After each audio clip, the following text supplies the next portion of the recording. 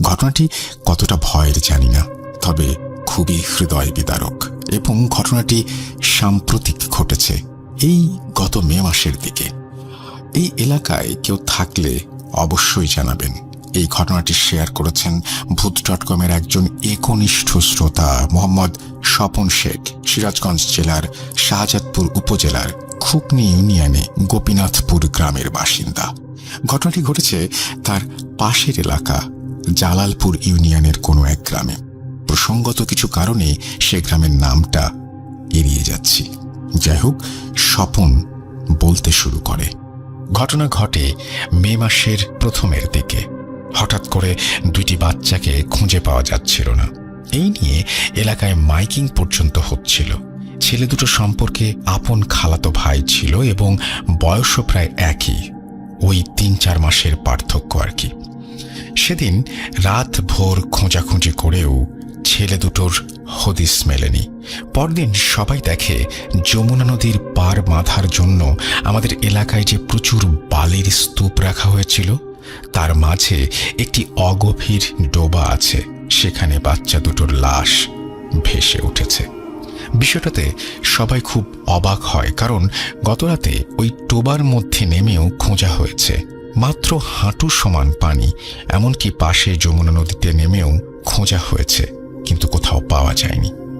এই নিয়ে এলাকার মানুষের মধ্যে অনেক তর্ক বিতর্ক শুরু হয়ে যায়। ডোবাটা খুবই অল্প গভীর, আর নদী থেকে ভেসে যে এখানে আসবে সেরকমও কোনো নালা বা খাল নেই। চারিদিকে বালুর স্তূপে ঘেরা। যাই হোক, পুলিশ এসে লাশ দুটোকে নিয়ে যায়। যদিও ময়না তদন্তে জানা যায় স্বাভাবিকভাবেই পানিতে ডুবেই মৃত্যু হয়েছে বাচ্চা দুটোর। এই মর্মান্তিক ঘটনা ঘটার 1 সপ্তাহ পর এলাকার পরিবেশ মোটামুটি স্বাভাবিক হলেও যে দুজন মা কোলের সন্তান হারিয়েছে তাদের অবস্থা খুবই বেহাল ছিল। আচ্ছা, এখানে বলে রাখি, ওই 2 বোনের মধ্যে বড় বোনের নাম রেহানা এবং ছোট বোনের নাম রোকসানা, ছদ্মনাম। তাদের মধ্যে রেহানার শ্বশুর বাড়ি আমার বাড়ি থেকে 1 কিলোমিটার দূরত্বে, আর রোকসানার বাড়ি নদীর ওপারে ওই 2-2.5 কিলোমিটারের মধ্যে, এবং তাদের বাপের বাড়িও আমাদের এলাকায়। আমার একটা চাউলের ব্যবসা আছে। দোকানটা আমাদের এলাকার বাজারেই। সেখান থেকে ছোট ব্যবসায়ী সহ এলাকার প্রায় সবাই পাইকারি ও খুচরো চাল কেনে। সেই সুবাদে এলাকার প্রায় সবার সাথেই আমার আলাপ বন্ধুত্ব গড়ে উঠেছে। রেহানা এবং রোকসানা আপার ছোট ভাই রাশেদ ভাইও আমার দোকানে চাল নিত। ঘটনার সপ্তাহখানেক পর একদিন রাশেদ ভাই চাল নিতে এলে আমি সেই মর্মান্তিক ঘটনার ব্যাপারে বিস্তারিত জানতে চাই। প্রথমে সে এড়িয়ে যায়, কিন্তু আমি একটু ধরাধরি করতেই এক প্রকার কান্নায় ভেঙে পড়ে। হাজার হোক, আপন রক্তের ছোট্ট 2 ভাগ্নের সাথে এরকম মর্মান্তিক ঘটনা ঘটে গেছে। আমি তাকে সান্ত্বনা দেওয়ার পর সে ধীর স্বরে বলতে শুরু করে।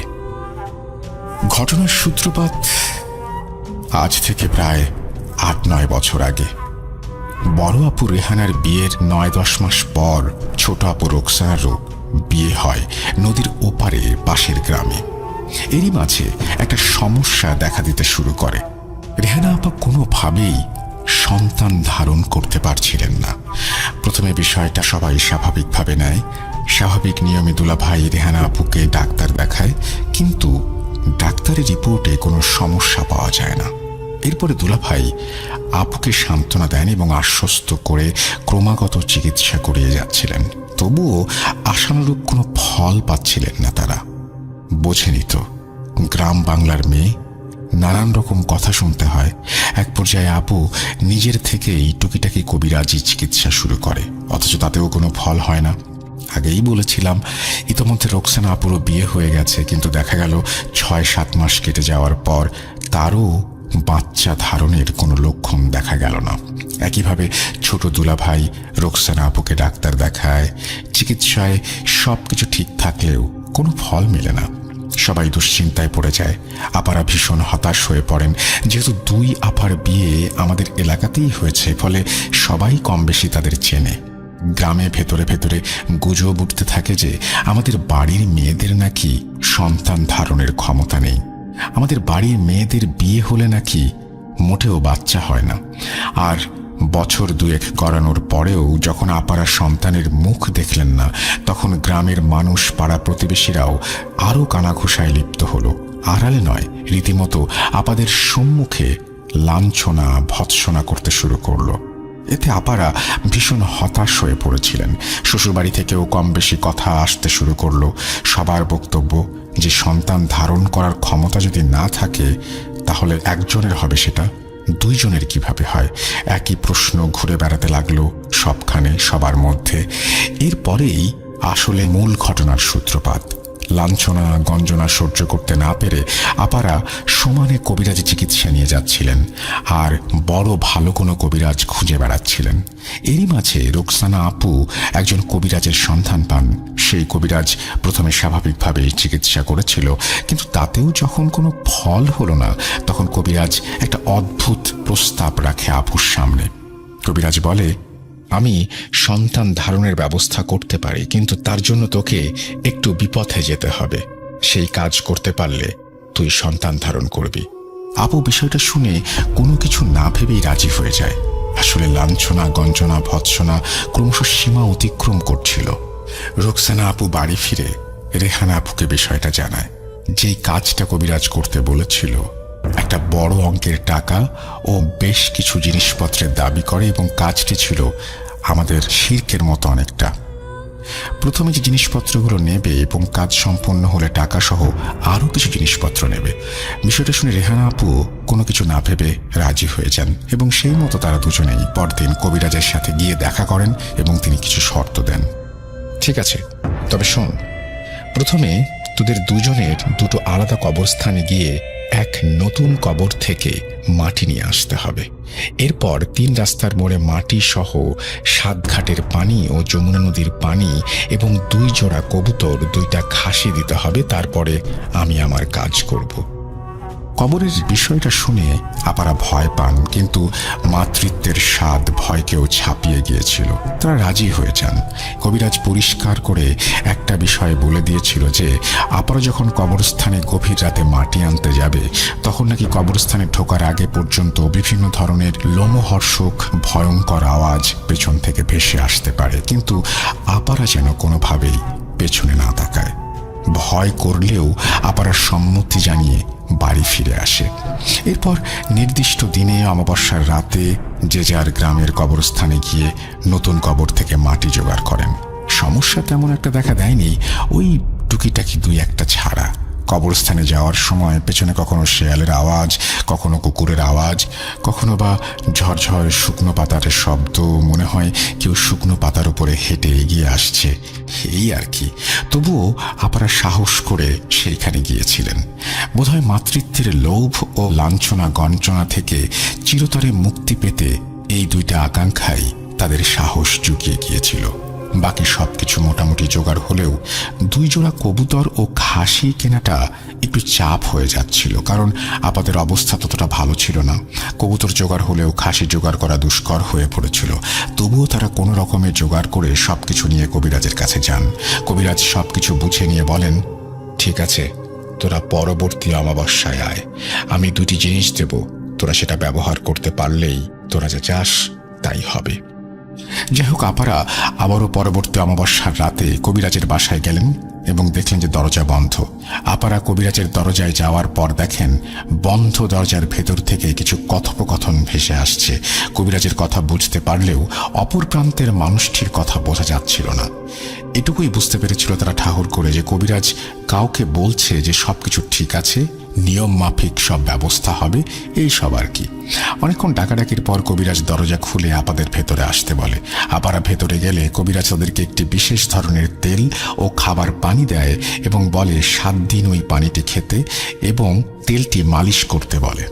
তবে একটা বিষয়, সেটা হচ্ছে যে সন্তান যখন ভূমিষ্ঠ হবে তারপরে কবিরাজ আপাদের কাছে বিশেষ কোনো একটা জিনিস দাবি করবে। সেটা যদি আপারা না দেয় তাহলে নাকি ভীষণ ক্ষতি হয়ে যাবে, এমনকি সেই বাচ্চারও ভীষণ ক্ষতি হতে পারে।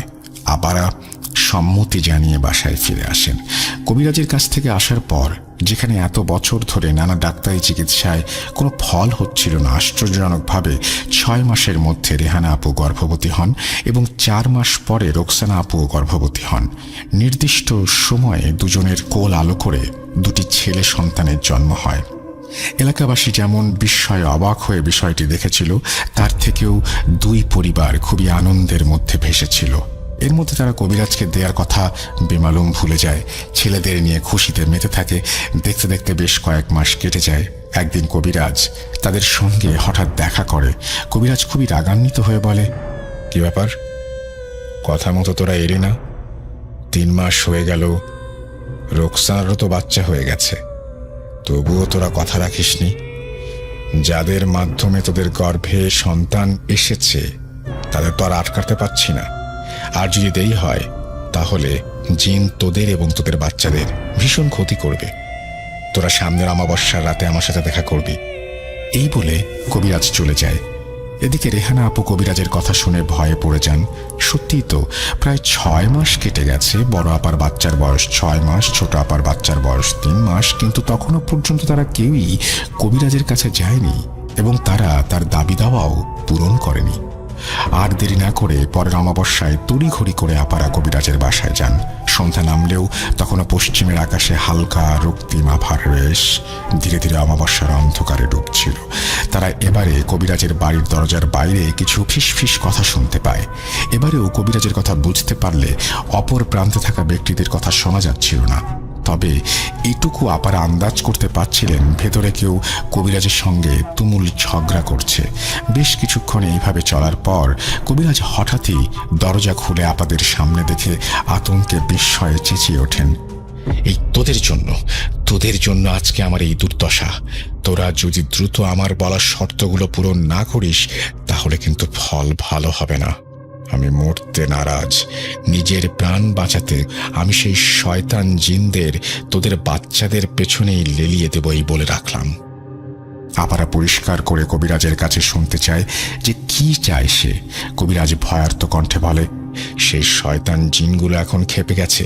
এদের শান্ত করতে হলে তোরা 2 বোন মিলে 2 মণ করে 4 মণ মিষ্টি, 2 জোড়া রাম ছাগল অবশ্যই দিবি। 2 জোড়া রাম ছাগলের মূল্য বাংলাদেশি টাকায় প্রায় 3 থেকে 4 লক্ষ টাকা এবং মিষ্টির দামও নেহাত কম নয়। আগেই বলেছি 2 বোনের অবস্থা ততটা সচ্ছল ছিল না। এতগুলো টাকা একসঙ্গে তারা বের করতে পারবে? আপারা বিনীতভাবে অনুরোধ করে কবিরাজকে বলে, যদি টাকাটা কিছুটা কমানো যায় তাহলে এটা তাদের পক্ষে দেয়া সম্ভব হবে, না হলে সম্ভব না। সেই কথা শুনে কবিরাজ আবারও চরম খেপে যায় এবং চেঁচিয়ে উঠে বলে, তোদেরকে আগেই বলেছিলাম যা চাইবো শর্ত মাফিক তাই দিতে হবে, নইলে ভীষণ বিপদ। তোরা যদি এখন রাজি না থাকিস তাহলে তোদের বাচ্চাদের প্রাণ নিয়ে টানাটানি হবে। এই পর্যায়ে রেহানা আপু চুপ থাকলেও রোকসানা আপু রীতিমতো রেগে যায় এবং বাত বিতণ্ডার ঝগড়াঝাটি শুরু করে দেয় কবিরাজের সাথে। আপু চেঁচিয়ে বলে ওঠে, যত সব ভণ্ডামি! আল্লাহ যদি বাচ্চা না দেয় তাহলে কি বাচ্চা হতো? তোমার এই ভণ্ডামি বন্ধ করো, এত কিছু দেওয়া আমার পক্ষে সম্ভব না।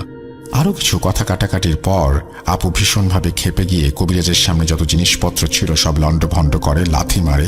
রেহানা আপুকে নিয়ে সেখান থেকে তারপরে চলে আসে। আসার সময় কবিরাজ পেছন থেকে চেঁচিয়ে বলে, ঠিক আছে, যা যা, তোদের কিছু দিতে হবে না, খুব শীঘ্রই তোরা টের পাবি। আরও বেশ কয়েক মাস কেটে যায়। বাচ্চারা তখন ধীরে ধীরে হামাগুড়ি দিতে শুরু করে। এরই মাঝে একটা অদ্ভুত বিষয় শুরু হয়।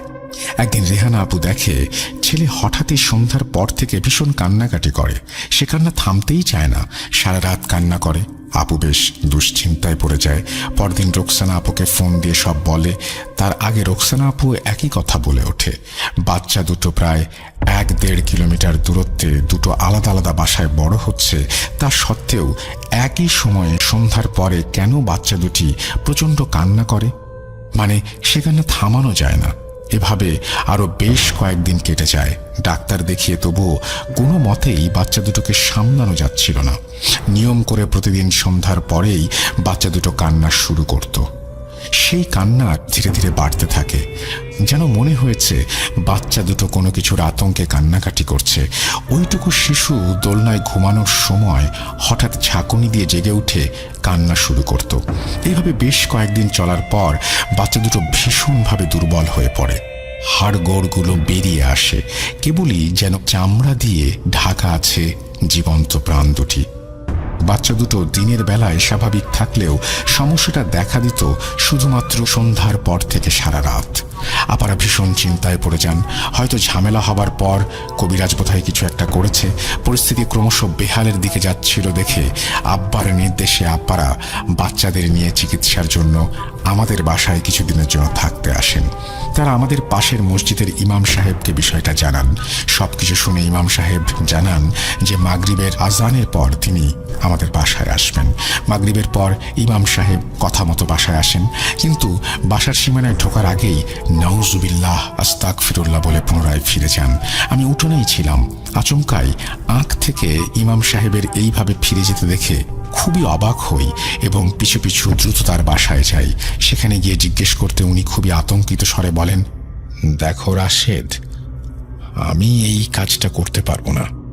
সন্ধ্যাবেলায় নামাজ আদায় করে বাসা থেকে বেরোনোর পর থেকেই রাস্তায় কেন জানি অস্বস্তি অনুভব করছিলাম। চারপাশে মনে হচ্ছিল বেশ কয়েকটা ছায়ামূর্তি ঘুরে বেড়াচ্ছে। তবুও আমি তোয়াক্কা না করে দোয়া দুরুদ পড়ে এগোতে থাকি। কিন্তু তোমাদের বাসার সামনে পৌঁছানোর পর দক্ষিণের আম গাছটার দিকে চোখ পড়তে শিউরে উঠি। দেখি 4টি কালো ধোঁয়ার মতো অবয়ব গাছের ডালে বসে আছে। কিছুই বোঝা যাচ্ছিল না ঠিক করে। আচমকাই অবয়বগুলো একসাথে যেন চাপা কণ্ঠে বলে ওঠে, ভেতরে যাচ্ছিস, লাশ হয়ে ফিরবি। সত্যি বলতে এরপর আমার আর সাহসে কুলায় নাই। আমার পক্ষে সম্ভব না। তোমরা অন্য কোনো বড় আলেম অথবা হুজুরকে দেখাও। সব শুনে আমি বাড়ি ফিরে যাই। রাতে আব্বার সাথে আলোচনার পর ঠিক করি সকালে আমরা শাহাদাতপুরের মাজারে যাব। সেই মতো পরদিন সকালে আমরা সেখানে যাই। আপনি তো জানেন সেখানে আল্লাহওয়ালা পরহেজগার কবিরাজ হুজুর থাকেন। সেই রকম একজন হুজুরকে সমস্ত বিষয় খুলে বললে উনি বলেন যে ওনাদের বড় আলেমকে বিষয়টা তিনি জানাবেন। সেই মতে উনি আমাদের সেই বড় আলেমের কাছে নিয়ে যান। আলেম হুজুরকে সমস্ত বিষয়টা খুলে বললে উনি বলেন যে 7 দিন পরে আমাদের বাসায় যাবেন, তবে তার আগে কিছু দোয়া আমল শিখিয়ে দেন এবং সেগুলো নিয়মিত করতে বলেন। আর একটা লজ্জার বিষয় কি বলবো ভাই, সারাদিন মাঠে ঘাটে কাজ করি, গরিব মানুষ, ঠিক করে সময় বের করতে পারি না এবং আব্বাও কোনো সময় বের করতে পারেন না নামাজের জন্য। তবে আমরা সবাই জুম্মার নামাজ আদায় করতাম আলহামদুলিল্লাহ। আলেম হুজুর সেটা কেমন করে যেন বুঝে যান। উনি পরিষ্কার বলে দেন যে আমাদের সবাইকে নামাজি হতে হবে এবং প্রতিনিয়ত 5 ওয়াক্ত নামাজ আদায় করতে হবে, বাসায় কোরআন তেলাওয়াত করতে হবে। আমরা নিশ্চুপ মাথা নত করে সেখান থেকে বেরিয়ে আসি। যেহেতু সমস্যা হচ্ছে তাই আলেম হুজুরের নির্দেশে আমরা সেদিন থেকে 5 ওয়াক্ত নামাজ আদায় করা শুরু করি। আপনি তো জানেন আম্মা নাই অনেক দিন হলো, আর আমিও এখনো পর্যন্ত বিয়ে থা করিনি। শ্বশুরবাড়িতে থাকাকালীন আমি আব্বা নিজেরাই কোনো রকমে একটু ডাল ভাত ফুটিয়ে নিজেদের পেট চালিয়ে নিতাম। এখন আপারা আসার পর ওনারা রান্নাবাড়ির দায়িত্ব নেন। সেদিন সকাল সকাল আমিও আব্বা মাঠে চলে যাই। কাজ থেকে ফিরতে ফিরতে সন্ধ্যা হয়। রেহানা আপু রান্নাবাড়ি শেষ করে ঘরে চলে যান। রোকসানা আপু তখন রান্নাঘর গোছাচ্ছিলেন। গ্রাম অঞ্চলে কলতলা একটু দূরেই হয়। ছোট আপা সবকিছু গুছিয়ে হাত পা ধুতে কলতলায় যান। আমাদের কলতলার কাছে একটি বাঁশঝাড় আছে। সন্ধ্যা নামলেও হালকা আলোর রেশ তখনও মেটেনি। বাঁশঝাড়ের তলাটায় বেশ অন্ধকার নেমে এসেছে। আপু হাত মুখ ধুতে ধুতে হঠাৎই দেখেন বাঁশঝাড়ের ভেতরে 2টি আগুনের মতো গোলা দপদপ করে জ্বলে উঠল। জ্বলন্ত চোখ দুটো ছাড়া কিছুই দেখা যাচ্ছিল না। রোকসানা আপু প্রাণপণে ছুটে বাড়ির দিকে যান।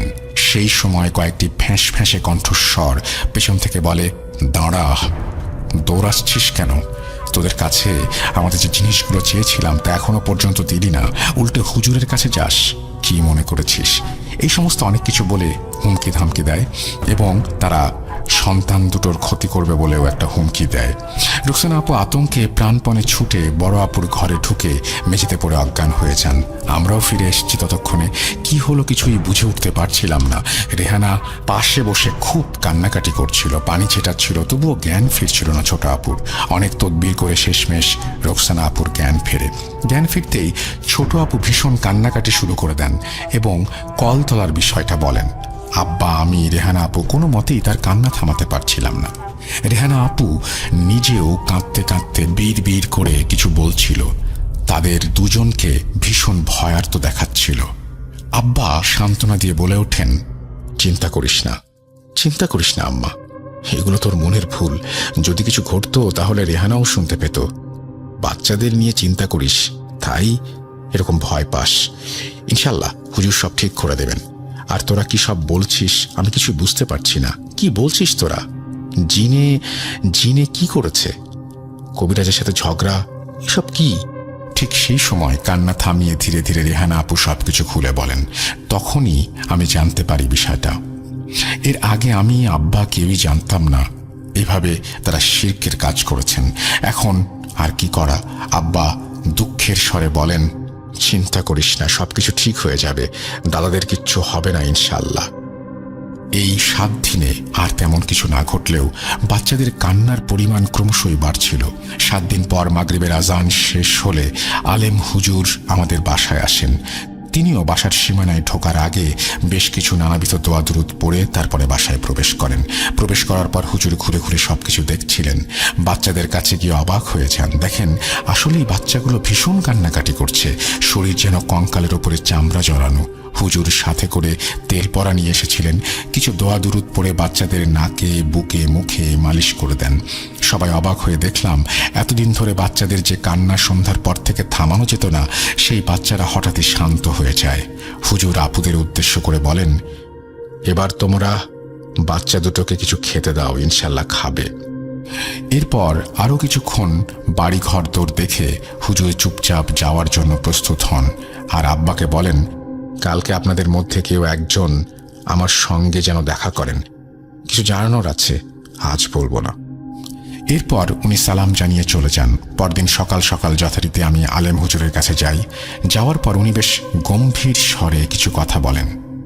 দেখো, গত রাতে আমি তোমাদের বাড়ি যাবার পর কেমন যেন একটা অস্বস্তি অনুভব করেছিলাম, যেন সারাক্ষণ পাশে কেউ ঘোরাঘুরি করছে। 3-4টে ছায়া সম্ভবত। এমনকি ফেরার সময় গাড়িতে ওঠার পরেও মনে হলো কেউ আমার পাশে বসে আছে, কিন্তু কাউকে দেখা যাচ্ছিল না। আমার সহচরী ছাত্র জিনদের আহ্বান করতে ওরা এসে জানায় যে তোমাদের বাসার মধ্যে 4টি কালো ছায়াকে তারা ঘুরতে দেখেছে। তারা এও জানায় যে ফেরার সময় কালো ছায়াগুলো ভীষণ বিদ্রূপ করে গালাগালি করেছিল, এমনকি আমাকে নাকি শেষ করে দেবে হুমকিও দিয়েছিল। কিন্তু আপাতত তারা আমার কোনো ক্ষতি করতে পারেনি। আসলে আমার ছাত্র জিনেরা সবসময় আমাকে সুরক্ষা দিয়ে থাকে। রাতে তারা এসে জানায় যে তোমার 2 বোন নাকি শিরক পদ্ধতিতে গুনাহ করেছে।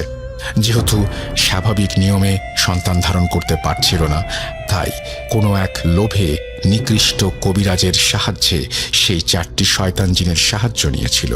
পরবর্তীতে কবিরাজের শর্ত মাফিক 2 জোড়া রাম ছাগল, 2 মণ মিষ্টি জিনদের দেওয়ার কথা ছিল, কিন্তু না দেয়ায় জিনগুলো অসন্তুষ্ট হয়েছে। এদিকে তোমার বোনেরা কবিরাজকে ভণ্ড নানাবিধভাবে অপমান গালিগালাজ করেছে। কবিরাজ খেপে গিয়েছে এবং জিনদের তোমাদের বোনদের পেছনে লাগিয়ে দিয়েছে। এই জন্য শয়তানগুলো তোমাদের বাসার থেকে সারাক্ষণ বাচ্চাগুলোকে ভয় দেখায়, তাই বাচ্চারা ওইরকম আতঙ্কে কেঁদে ওঠে। জিনগুলো ভীষণ শক্তিশালী। জানি না আমি কতটা করতে পারবো। তোমরা শরিয়া নিয়মে বিভিন্ন আমল করতে থাকো, কোরআন তেলাওয়াত করো, ইনশাল্লাহ সব ঠিক হয়ে যাবে, চিন্তা করো না। ইনশাল্লাহ 2 দিন পর আমি তোমাদের বাসায় যাব। আমি সবকিছু শুনে নীরবে সেখান থেকে চলে আসি। এর 2 দিন পর হুজুর আমাদের বাসায় আসেন এবং 2টি গোল গন্ডি কেটে কিছু আমল করে রেহানা আপু এবং রুকসানা আপুকে তার মধ্যে বসিয়ে দোয়া পড়ে সেই শয়তান জিনগুলোকে তাদের মধ্যে আহ্বান করেন। জিনগুলো আপুর শরীরে আসার সময় চারিদিকের পরিবেশটা যেন তোলপাড় হয়ে যাচ্ছিল, যেন ভূমিকম্প হচ্ছিল।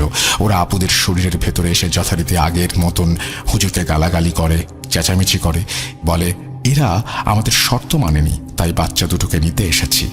এবং যে দৃশ্য সেখানে ঘটছিল তা দেখে আতঙ্কে গায়ে কাঁটা দিয়ে ওঠে। আপার মুখ খোলা, ঠোঁট জিভ কিছুই নড়ছে না, অথচ মুখের ভেতর থেকে একসঙ্গে অনেকগুলো ফ্যাঁস ফ্যাঁসে কণ্ঠস্বর বেরিয়ে আসছে। হুজুর তাদের বোঝায় এবং বলে, দেখো ওরা গরিব মানুষ, এদের পক্ষে 5-6 লক্ষ টাকা জোগাড় করা দুষ্কর, এরা কি করে এত কিছু দেবে, এদেরকে মাফ করে দাও। কিন্তু জিনেরা মানতে নারাজ। শেষমেশ হুজুর রেগে গর্জে ওঠেন, দেখো দুনিয়া আল্লাহর কালামের, আমি চাইলে তোমাদের পিটিয়ে তাড়িয়ে দিতে পারি। তবুও জিনেরা শোনে না, হুজুরের সঙ্গে ঝগড়া করতে শুরু করে। এক পর্যায়ে হুজুর রেগে গিয়ে কিছু তদবির করে ঝোলা থেকে একটি বিশেষ লাঠি বের করে তাদের পেটাতে শুরু করে। আশ্চর্যের বিষয় হলো, জোরে জোরে পেটানোর সত্ত্বেও আপারা যে কাঁদছিল, যেন মনে হচ্ছিল তারা না, তাদের ভেতর থেকে একসাথে অনেকগুলো মিশ্রিত কণ্ঠস্বর কান্নার সুরে বেরিয়ে আসছিল। এই সব বেশ কিছুক্ষণ চলার পর আপাদের ভেতর থেকে শয়তানগুলো একসাথে চেঁচিয়ে বলে, ঠিক আছে আমরা চলে যাচ্ছি, কিন্তু এর প্রতিশোধ একদিন না একদিন আমরা নেবই। প্রত্যুত্তরে হুজুর চেঁচিয়ে বলে ওঠে, তোরা কিছুই করতে পারবি না, আল্লাহ ভরসা। ঠিক সেই মুহূর্তে রেহানা আপু, রুকসানা আপু মাটিতে লুটিয়ে পড়েন। প্রায় ঘণ্টাখানেক পর আপুদের জ্ঞান ফেরে। এরপর হুজুর তাদের বেশ কিছু আমল শিখিয়ে দেন এবং বলেন সেগুলো নিয়মিত পালন করতে, তাহলে আর কোনো সমস্যা হবে না ইনশাল্লাহ। হুজুর এও বলেন যে ওনার ছাত্র জিনেরা সবসময় বাচ্চাদের পাহারা দেবে। এরপর থেকে হুজুরের কথা মতো আপারা নিয়মিত তদবির আমল করতে শুরু করেন, 5 ওয়াক্ত নামাজ পড়েন। এদিকে ধীরে ধীরে বাচ্চারাও সুস্থ থাকে, স্বাভাবিকভাবে বড় হচ্ছিল। এইভাবে বেশ কিছু বছর কেটে যায়, কোনো সমস্যা হয় না। বর্তমানে এই অঘটনের প্রায় 3-4 মাস আগে হুজুর স্বাভাবিক বার্ধক্যজনিত কারণে ইন্তেকাল করেন। ঠিক তারপর থেকেই আবারও সমস্যাগুলো দেখা দেয়। কিন্তু এতগুলো বছর স্বাভাবিকভাবে কেটে যাওয়ার ফলে আপারা ও আমরা কেউই ধারণা করতে পারিনি যে শয়তান জিনগুলো আবারও ফিরে আসবে। তবে বাচ্চা দুটো খেলতে গেলে মাঝে মাঝে ফিরে এসে আম্মাদের জানাতো তাদেরকে 4 জন মানুষ প্রায়ই ডাকে, এসো এসো আমাদের সঙ্গে, এসো খাবার দেব, খেলনা দেব, এসো। আপারা ভেবেছিল হয়তো কোনো ছলে ছেলে ধরা ভুলিয়ে ভালিয়ে বাচ্চাদের ধরতে এসেছে। তখনও আমরা ধারণাই করতে পারিনি যে শয়তান জিন এভাবে এসে ঘুরে বেড়াচ্ছে। আপারা বাচ্চাদের যথারীতি বুঝিয়ে দেন যে এরকম কোনো মানুষ যদি লজেন্স, খেলনা, মিষ্টি দিয়ে ডাকে তাহলে যেন তারা না যায়। এরই মাঝে একদিন ভাগ্নে দুজন আমাদের বাড়িতে বেড়াতে আসে। তার ঠিক 3 দিনের মাথায় অঘটন ঘটে যায়। সারাদিন মাইকিং হয়, এলাকায় খোঁজাখুঁজি হয়, কিন্তু ভাগ্নে দুজনের কোথাও খোঁজ পাচ্ছিলাম না। আশেপাশে সমস্ত ইউনিয়ন খুঁজে দেখি, কিন্তু খুঁজে পাই না। দেখতে দেখতে রাত হয়ে আসে, তবুও আমাদের খোঁজা শেষ হয় না। এদিকে আপারা কাঁদতে কাঁদতে প্রায় অজ্ঞান হয়ে মাঝরাতে হঠাৎই দুজনে একসাথে চেঁচিয়ে জেগে ওঠে এবং হাউমাউ করে কাঁদতে থাকে। আপাদের একটু ধাতস্থ করে জানতে পারি যে স্বপ্নে তারা দেখেছে 4 জন শয়তান জিন এসে আপুদের বলছে, তোদের বলেছিলাম না প্রতিশোধ নেবই, প্রাপ্য বুঝে নেব। এই বলে রাশেদ ডুকরে কেঁদে ওঠে। আমি তাকে শান্ত করে বাড়ি পাঠাই। এই ছিল ঘটনা ভাইয়া। কতটা ভয়ের জানি না, তবে বিষয়টা খুবই মর্মান্তিক। অত্র এলাকার কেউ শুনলে অবশ্যই বিষয়টা সম্পর্কে অবগত থাকবেন। এই বলে স্বপন থামে। পানিতে ডুবে মৃত্যু দুর্ভাগ্যজনক হলেও ব্যাপারটার মধ্যে কি সত্যিই কোনো অলৌকিকতা লুকিয়ে আছে তা বিচার করার হামিকে, যার সাথে ঘটেছে কেবল সেই এর মর্মান্তিক বিষয়গুলো উপলব্ধি করতে পারবে। আল্লাহ নিষ্পাপ শিশু দুটিকে জান্নাত দান করুন, আমিন। স্বপন ঘটনা পরবর্তী বাচ্চা দুটোর ছবি দিয়েছিল, যা খুব মর্মান্তিক। আপনাকে পাঠালাম। আজ এই পর্যন্তই। আবারও হাজির হব অন্য কোনো এপিসোডে।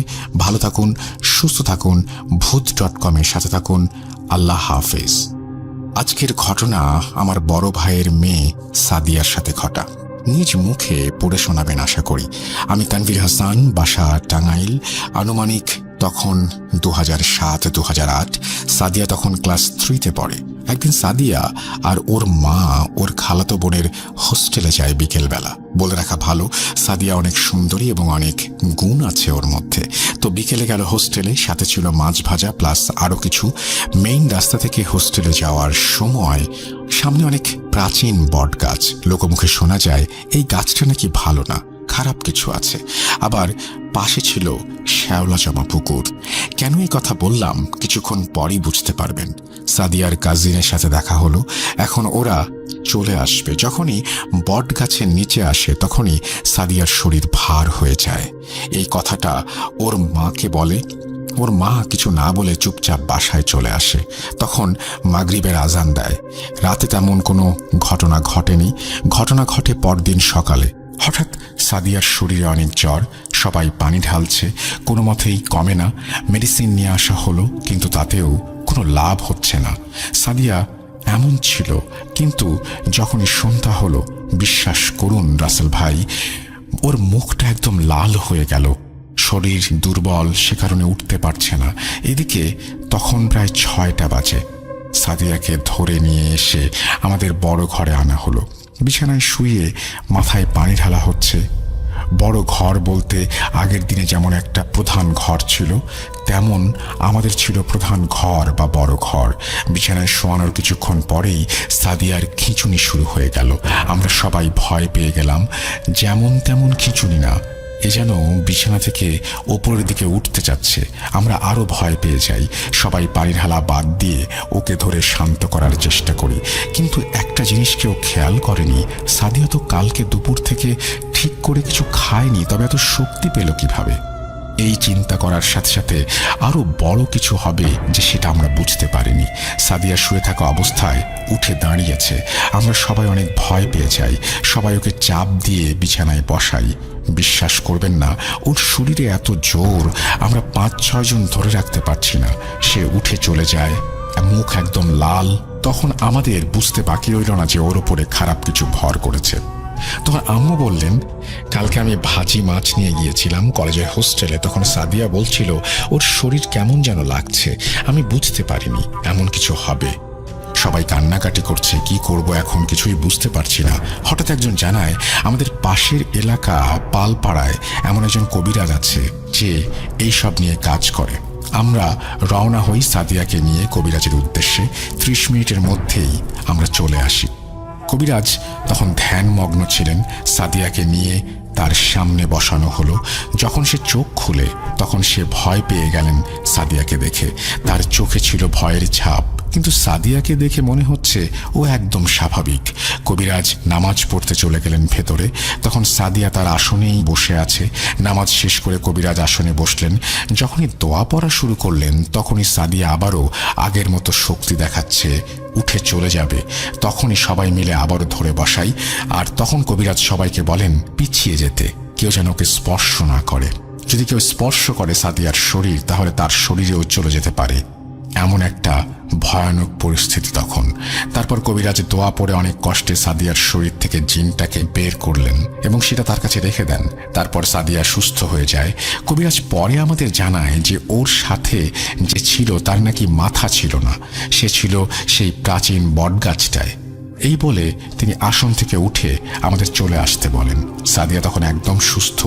যদি এখানেই সব শেষ হতো তাহলে অনেক ভালো হতো, কিন্তু কপালে আরও কি লেখা ছিল তখন আমরা কি কিছু বুঝতে পেরেছিলাম? অনেক বছর চলে যায়। এখন 2021। সাদিয়া মেডিকেলে পরীক্ষা দেবে। আগেই বলেছি ওর অনেক গুণ। এটাও ওর গুণ ছিল, ওর লেখাপড়ায় ভালো।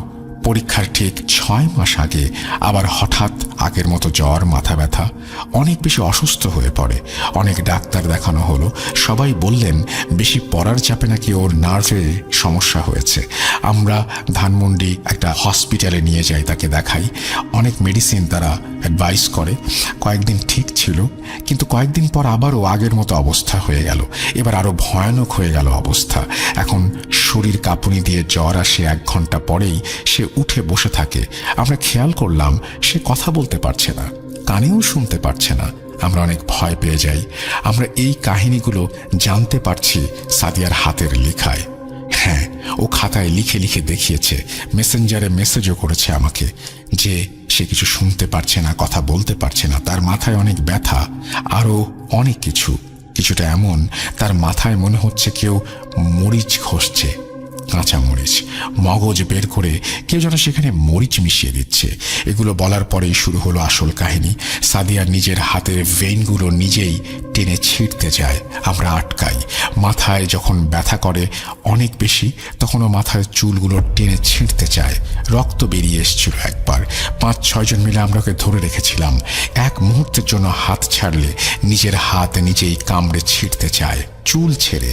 যখন সে নিজের চুল ধরে আমরা কেউ ছাড়াতে পারি না, অনেক দোয়া কালাম পড়ি, তখন সে ছেড়ে দেয়। এইভাবে 2-3 দিন চলতে থাকে। এবার সবাই ওর সাথে আমরা অসুস্থ হয়ে যেতে শুরু করি। কি করব বুঝতে পারছি না, ছোটাছুটি কম করলাম না। এরই মধ্যে মনে হয়েছে সেই কবিরাজের কথা। তার খবর নিতে পাঠালাম একজনকে। তিনি বললেন কবিরাজ নাকি তার 1-2 বছর পরেই মারা গেছেন, সব জিনগুলোকেও মুক্ত করে দিয়েছেন। সেই জিনটাই আবার এসেছে সাদিয়ার কাছে, তাই এমন করছে। আমরা সবাই ভয় পেয়ে যাই। কাছের অনেক হুজুরকে দেখাই, লাভ হয় না কোনো। কয়েকদিন পর এক ইমামের খোঁজ পাই, তার কাছে নিয়ে যাই। সেখানে নেয়ার জন্য সাদিয়াকে বলা হলে সে না করে দেয়, কোনো মতেই সে যাবে না তার কাছে। তখন ইমাম সাহেবকে ভিডিও কল দেয়া হয়। ইমাম ওখানে বসেই দোয়া দরুদ পড়ে ফু দেন এবং একটু শান্ত করেন। তখন নিয়ে যায় ওকে। অনেক সূরা পড়ে, অনেক লড়াই করে সেই জিনটাকে হুজুর আটকাতে সক্ষম হন। তারপর সাদিয়াকে বাসায় নিয়ে আসা হয়। তখনও সব ঠিক হয়নি। সাদিয়া কথা বলতে পারতো না, তখনও কানেও শুনতো না। আমাকে বলছে খাতায় লিখে আমাদের ঘরের সামনে মেহেদি গাছ কেটে ফেলতে হবে, এখানেই নাকি জিনটা থাকতো। যদি না কাটি তাহলে আবার সেই জিনটা আসবে, আরো বড় ক্ষতি হবে। সবাইকে নামাজ পড়তে হবে, তাহলে সে আর আসবে না, এমন কিছু একটা। আমরা সাথে সাথে সেই মেহেদি গাছটা কেটে ফেলি। একটু পরেই খবর পাই সাদিয়া কানে শুনতে পাচ্ছে। আমরা সবাই খুশি। পরের দিন আর একটা কান খুলে যায়, কথাও বলতে পারে। এই ছিল আমাদের সাথে ঘটে যাওয়া মর্মান্তিক দুর্ঘটনা। আল্লাহ সবাইকে রক্ষা করুন। শুরু করি তাহলে আমাদের প্রথম অডিও ক্লিপ, যেটি পাঠিয়েছেন কে, মিলিয়ে নিন কমেন্ট সেকশনের সাথে। এখন যে ঘটনাটা আমি শেয়ার করব, এইটা আমাকে যিনি শেয়ার করছে ওনার বয়স বেশ অনেকটাই হয়ে গেছে। ঘটনাটা 2003 সালের এবং উনি তখন যুবক বয়সের ছিলেন। ওনারা যেটা করতেন, উনি গ্রামে ছিলেন, উত্তরবঙ্গেরই কোনো একটা জেলায় ওনার বাড়ি। আমি জেলার নামটা বলতেছি না, উনি ওনার পরিচয়টা গোপন রাখতে বলছেন আর কি। উত্তরবঙ্গের আপনারা জানেন যে শীতকালে কি পরিমাণ আসলে শীত পড়ে এবং কুয়াশা তো মাত্রা অতিরিক্ত কুয়াশা পড়ে। যে শীত এবং কুয়াশায় অবস্থা খারাপ থাকে উত্তরবঙ্গের, যখন বেশ শীতকালের মাঝামাঝি চলে। তখন উনি এইরকম একটা শীতের সময়ে ওনাদের একটা ডোবা ছিল বিলের মধ্যে। বিল বলতে হচ্ছে ধানের জমির মধ্যে একটা ডোবা ছিল, যেটা ওনার বাড়ি থেকে বেশ খানিকটা দূরে। তো ওই ধানের জমির মধ্যে যে ডোবাটা ছিল, শীতকালে সাধারণত আপনারা জানেন যে ডোবার মধ্যে পানি কম থাকে। তো শীতকালে হচ্ছে ডোবাটা সেচে অনেকেই মাছ ধরে। ওনাদের প্ল্যান ছিল যে ওনারা হচ্ছে ডোবাটা সেচে ওখান ডোবাটা মাছ ধরবে। তো এই ক্ষেত্রে ওনার যে কাজিন ছিল, ওনার গ্রামের আরো প্রায় 7-8 জন কাজিন ছিল, সবাই মিলে একটা প্ল্যান করে যে তারা হচ্ছে মাছ ধরতে যাবে আগামীকাল। এবং যেহেতু গ্রামে যেটা হয় সাধারণত যে সকালবেলা তারা খুব ভোরে মাছ ধরতে যায়, পানি সেচ দেয়। তো 2003 সালের ওই দিকের ঘটনা। তখন অনেক মানুষই যেটা করতো গ্রামে, আপনারা হয়তো যারা অনেক আগে গ্রামে থাকতেন তারা হয়তো জানেন যে বাঁশের একটা হোচা বলা হয় আর কি, আমাদের ওইদিকে আঞ্চলিক ভাষায়, আমি জানি না যে এটা অন্য জায়গায় কি বলা হয় আর কি, হোচা, যেটা দিয়ে অনেকেই আগে গরুর গোবর ফেলতে ব্যবহার করতো আর কি। তো এই হোচার হচ্ছে 2 পাশে দড়ি লাগায়, ওইটা দিয়ে একটা পদ্ধতিতে দড়ি টেনে টেনে পানি সেচ দেয়া আগে মানুষ পুকুর বা ডোবাগুলো বেশি সেচ দিত আর কি। এরকম একটা ওনারা পরিকল্পনা করে যে ঠিক আছে, আমরা তাহলে কালকে সকালে ভোরে যে পানি সেচা শুরু করবো আলো ফোটার আগেই, এবং যখন ডোবা থেকে সব পানি বের করে ফেলা হয়ে যাবে, তখন বেশ সকাল হয়ে যাবে, তখন তারা নেমে মাছগুলো ধরে ফেলবে। এই কথা অনুযায়ী তারা যে যার বাড়িতে যে ঘুমায় পড়ে। তো ওনার যে বাড়িটা ছিল, ওনার রুমটা যেটা ছিল, সেটা ওনার পরিবারের যাদের রুম ছিল সেই রুমটা থেকে একটু সামনে, মানে উঠোনের সামনে কাচারি ঘর যেগুলো থাকতো, যেমন বাড়ির উঠোন পেরিয়ে কাচারি ঘর থাকতো, ওনার রুমটাও ছিল বাড়ির উঠোন পেরিয়ে কাচারি ঘরের মতোই আর কি। তো উনি কাচারি ঘরে ঘুমায় আছে, এইরকম একটা অবস্থায় হঠাৎ উনি খেয়াল করে ওনাকে কেউ ডাকতেছে বাইরে থেকে, ওনার নাম ধরে। ওনার নাম ধরে যখন কেউ ডাকতেছে, উনি হয়তো ঘুমের মধ্যে ছিল, একটা বা দুইটা এরকম একটা ডাক শুনছে। শোনার পরে উনি উঠে গেছে। ওনার ঘুম স্বভাবতই বেশ পাতলা, উনি যেটা বলে যে হালকা একটু শব্দ হলে উনি ঘুম থেকে জেগে যায়। তো ওনাকে নাম ধরে ডাকার পরে উনি উঠে পড়ে। ওঠার পরে উনি উঠে যখন দরজা খুলে বাইরে বের হয়ে আসে, তখন দেখে যে ওনার একটা কাজিন, সে উল্টা দিকে ঘুরে আছে, মানে ওনার দিকে মুখ করে নেই, উল্টা দিকে ঘুরেই কথা বলতেছে যে কি ব্যাপার, তুই এখনো ঘুমাচ্ছিস? আমাদের তো মাছ ধরতে যাওয়ার কথা, শেষবি না? এখন উনি বলে যে হ্যাঁ, এখন কি ভোর হয়েছে নাকি কি অবস্থা? তো ওই ওনার যে কাজিন, সে বলতেছে যে এখন তো বেশ ভোর টাইপ হয়ে গেছে, চল আমরা আপাতত যাই, পানি সেচা শুরু করি, ওরা আস্তে আস্তে উঠে চলে আসবে না বাকি যারা আছে। তো তখন বলে আচ্ছা ঠিক আছে। তো ওনার যে কাজিন ছিল, সে রাস্তা দিয়ে হাঁটা শুরু করে ডোবার দিকে। এখন উনি বলতেছে আচ্ছা তুই যে হাঁটা শুরু করলি, যে পানি সেচার তো জিনিসগুলো নেওয়া লাগবে। তো তখন উনি হচ্ছে পানি সেচার জন্য যে ওচার কথাটা আমি বললাম ওইটা নেয়, এবং সাথে কিছু দড়ি নেয়, নিয়ে উনিও ওনার কাজিনের পিছনে পিছনে হাঁটা শুরু করে। তো উনি যেভাবেই হাঁটতেছে, কিন্তু কাজিনের সাথে যে দূরত্বটা, মানে প্রায় 5 হাতের মতো বা তারও একটু কম হবে, এই দূরত্বটা কমতেছে না, বা উনি কাজিনের সাথে হাঁটতে পারতেছে না। উনি পিছিয়ে পিছিয়ে হাঁটতেছে, ওনার কাজিন আগে আগে হাঁটতেছে। তো যখন ওনারা গ্রামের বাড়িগুলো পার করে মেঠো পথ ধরে, মানে মাটির রাস্তাটায় ধরে, তো তখন উনি খেয়াল করে যে চারপাশে একটা অন্ধকার অন্ধকার ভাব থাকলেও সাদা একটা, মানে কুয়াশার কারণে সাদা সাদা কিছু একটা বোঝা যাচ্ছে। তো বেশ ভালো পরিমাণ কুয়াশা তখন পড়ছে, এটা বোঝা যাচ্ছে। তো ওনার বন্ধু জমি থেকে আইল দিয়ে নেমে যায়। উনিও তখন বন্ধুর পিছে পিছে আল দিয়ে নেমে যায়। আল দিয়ে নেমে যাওয়ার পরে কিছু দূর পরে হচ্ছে ওনাদের ডোবাটা, অনেকগুলো ধান জমির মধ্যে। ডোবার পারে যখন চলে আসার পরে ওনার বন্ধুকে উনি বলে, কাজিনকে উনি বলে যে তুমি হচ্ছে এই ডোবাটা পানা দিয়ে ভর্তি ছিল, যে ডোবার এক পাশটা পানাটা পরিষ্কার করো, আমি হোঁচাতে দড়িগুলো লাগাই। তো খেয়াল করে যে ওনার যে কাজিন ছিল, ওনার কাজিন পুকুরে নামতেছে না, আবার পানাগুলো ঠিক করতেছে। উনি নিজেই দড়িগুলো লাগায় হোঁচাতে, লাগানোর পরে নিজেই পুকুরের ডোবার পাশে নেমে পানাগুলো একদিকে সরায় ওনার কাজিনকে বলে আচ্ছা তাহলে সেচটা শুরু করি। ওনার কাজিন দড়ির এক প্রান্ত ধরে ওই এক পাশে দাঁড়ায়, উনি দড়ির আর এক প্রান্ত ধরে আর এক পাশে দাঁড়ায়। এইভাবে পানি সেচা শুরু করে, হচ্ছে বেশ ভালো পরিমাণ পানি ওরা শুরু করে। ওনারা পানি সেচে সামনে একটা ফাঁকা জমি ছিল আইল দেয়া, ওই জমিতে হচ্ছে পানিগুলো ফেলতেছিল। এরকম যখন প্রায় 5-6 মিনিটের মতো সেচা হয়ে যায়, তো উত্তরবঙ্গে যারা থাকে তারা হয়তো একটা জিনিস খেয়াল করবে যে মাঝরাতে এমন হয় যে কুয়াশাগুলো অনেক সময় দেখা যায় যে মেঘের মতো ভেসে ভেসে যায়। ওনাদের মাঝখান দিয়ে, মানে কুয়াশা ওইরকম, যেহেতু ফাঁকা জায়গা, মাঝখান দিয়ে কুয়াশাটা এরকম ভেসে ভেসে যাচ্ছে।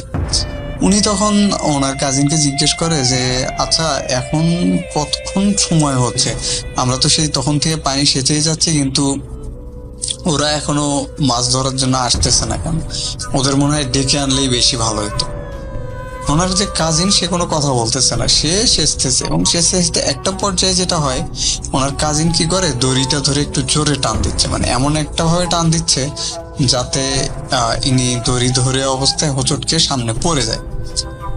এইরকম কয়েকবার হওয়ার পরে হঠাৎ করে ওনার যে কাজিন অনেক জোরে দড়িটা টান দিয়ে ফেলে, এবং জোরে দড়িটা টান দেওয়ার ফলে যেটা হয়, উনি একদম হুড়মুড় করে ডোবার যেখানে পানাটা পরিষ্কার করছে ওখানে পড়ে যায়। ওখানে পড়ে যাওয়ার সাথে সাথে ডোবার পানি তো ওনারা অনেকটা, প্রায় 10-12 মিনিটে অনেকটা পরিমাণ সেচে ফেলছে। তো তো কাদা ছিল আর কি ডোবায় বেশ। গ্রামের ডোবাগুলোতে যেটা হয় যে অনেক ডোবাতে হাঁটু পরিমাণ কাদাও থাকে। উনি কাদার মধ্যে একদম সবকিছু জামা কাপড় সহ সবকিছু সহ শীতে কনকনা ঠান্ডা পানির মধ্যে উনি পড়ে যায়। উনি যখনই উপর হয়ে পড়ে যায়, পড়ে যাওয়ার সাথে সাথে উনি অনুভব করে যে ওনার ঘাড়ের উপরে কেউ লাফ দিয়ে উঠে ওনার ঘাড়টা একদম কাদার মধ্যে ঠেসে ধরছে। যখন এটা মানে উনি অনুভব করতে পারে, উনি কয়েক সেকেন্ডের মধ্যে এটা হওয়াতেই বেশ ভয় পেয়ে যায় যে আসলে হঠাৎ এটা কি হলো, আমার কাজিন কেন আমাকে কাদার মধ্যে এরকম করে ঠেসে ধরলো। উনি হাত ঘুরে হাতটা ওনার যে কাজিন যে কাদার মধ্যে ওনার কাঠটা ঠেসে ধরে আছে, উনি ওই কাজিনের হাতটা ধরে।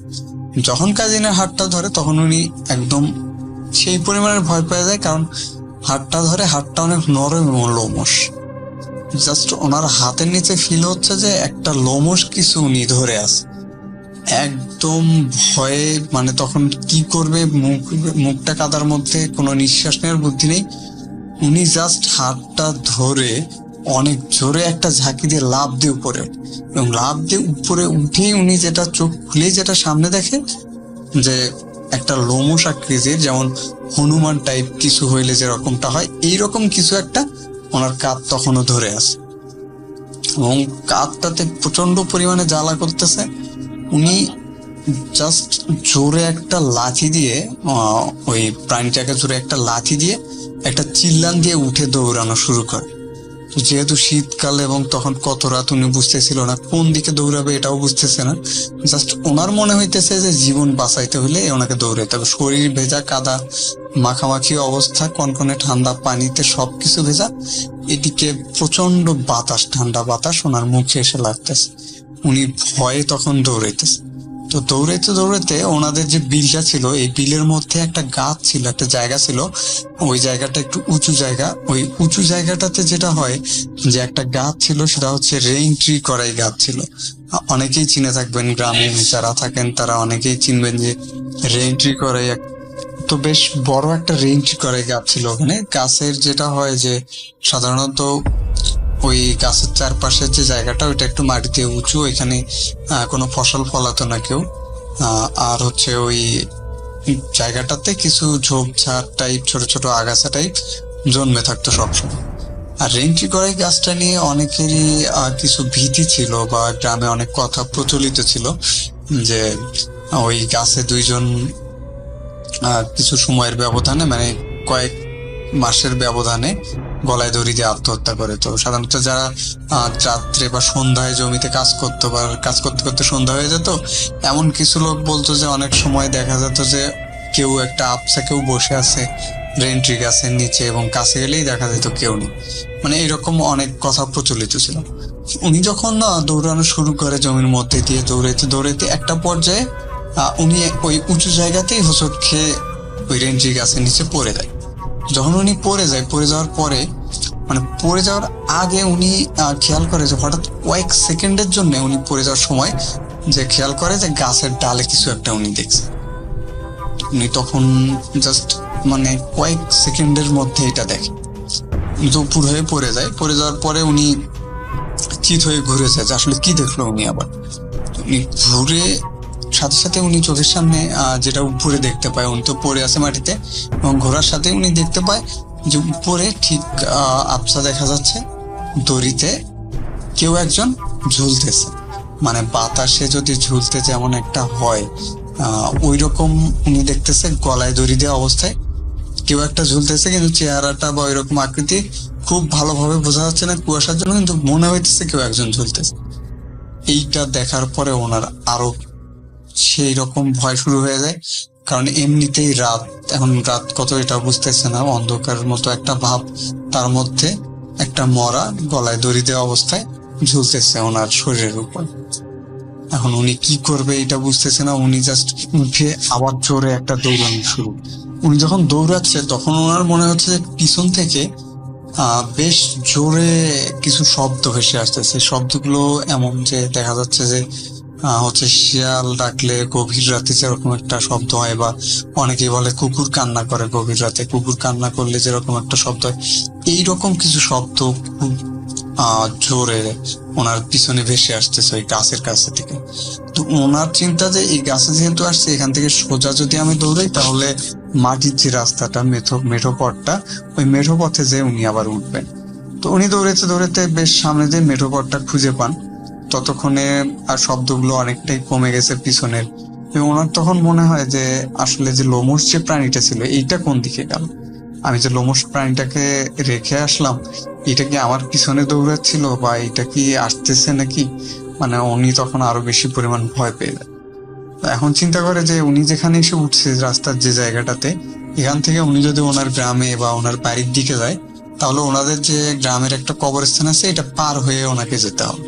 কারণ এই ভয়ের অবস্থায় ওনার সাহস হচ্ছে না যে কবরস্থান পার করে উনি হচ্ছে গ্রামে যাবে। আবার এই রাস্তায় যে দাঁড়ায় থাকবে এই সাহসটাও নেই, কারণ উনি গাছ থেকে মাত্রই একটা লাশ ঝুলতে দেখে আসলো, এবং ওই প্রাণীটা যে এখন কই আছে, আবার এখানে এসে আক্রমণ করবে কিনা এটাও বুঝতেছে না।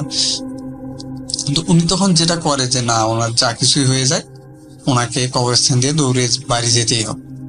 উনি রাস্তা দিয়ে আবার দৌড়ানো শুরু করে বাড়ির উদ্দেশ্যে। যখন উনি রাস্তা দিয়ে আবার বাড়ির উদ্দেশ্যে দৌড়ানো শুরু করে, একটা পর্যায়ে উনি যখন দেখতেছে যে কবরস্থানটা আর কিছু দূর গেলেই কবরস্থানটা সামনে আসবে। তো শীতকালে যেটা হয় যে রাস্তায় কুয়াশার গুলো এসে গাছের সাথে, রাস্তার দুই পাশে যেহেতু অনেক ধরনের গাছ থাকে, গাছের সাথে যে কুয়াশাগুলো ধাক্কা খেয়ে কুয়াশাগুলো পানি হয়ে ঝরে পড়ে। আর রাস্তার মাঝখানে তখন খুব একটা বেশি কুয়াশা দেখা যায় না, কিন্তু দুই সাইডে হচ্ছে বেশ সাদা, মানে আর কিছু দেখা যাচ্ছে না কুয়াশার জন্য। উনি রাস্তার মাঝখান দিয়ে তখন দৌড়াচ্ছে, জোরে জোরে দৌড়াতে দৌড়াতে আর একটা পর্যায়ে যখন কবরস্থানের পাশে চলে আসে, ওনার তখন একটাই চিন্তা যে উনি কবরস্থানের দিকে দেখবে না, সোজা দৌড়ে পার হয়ে যাবে।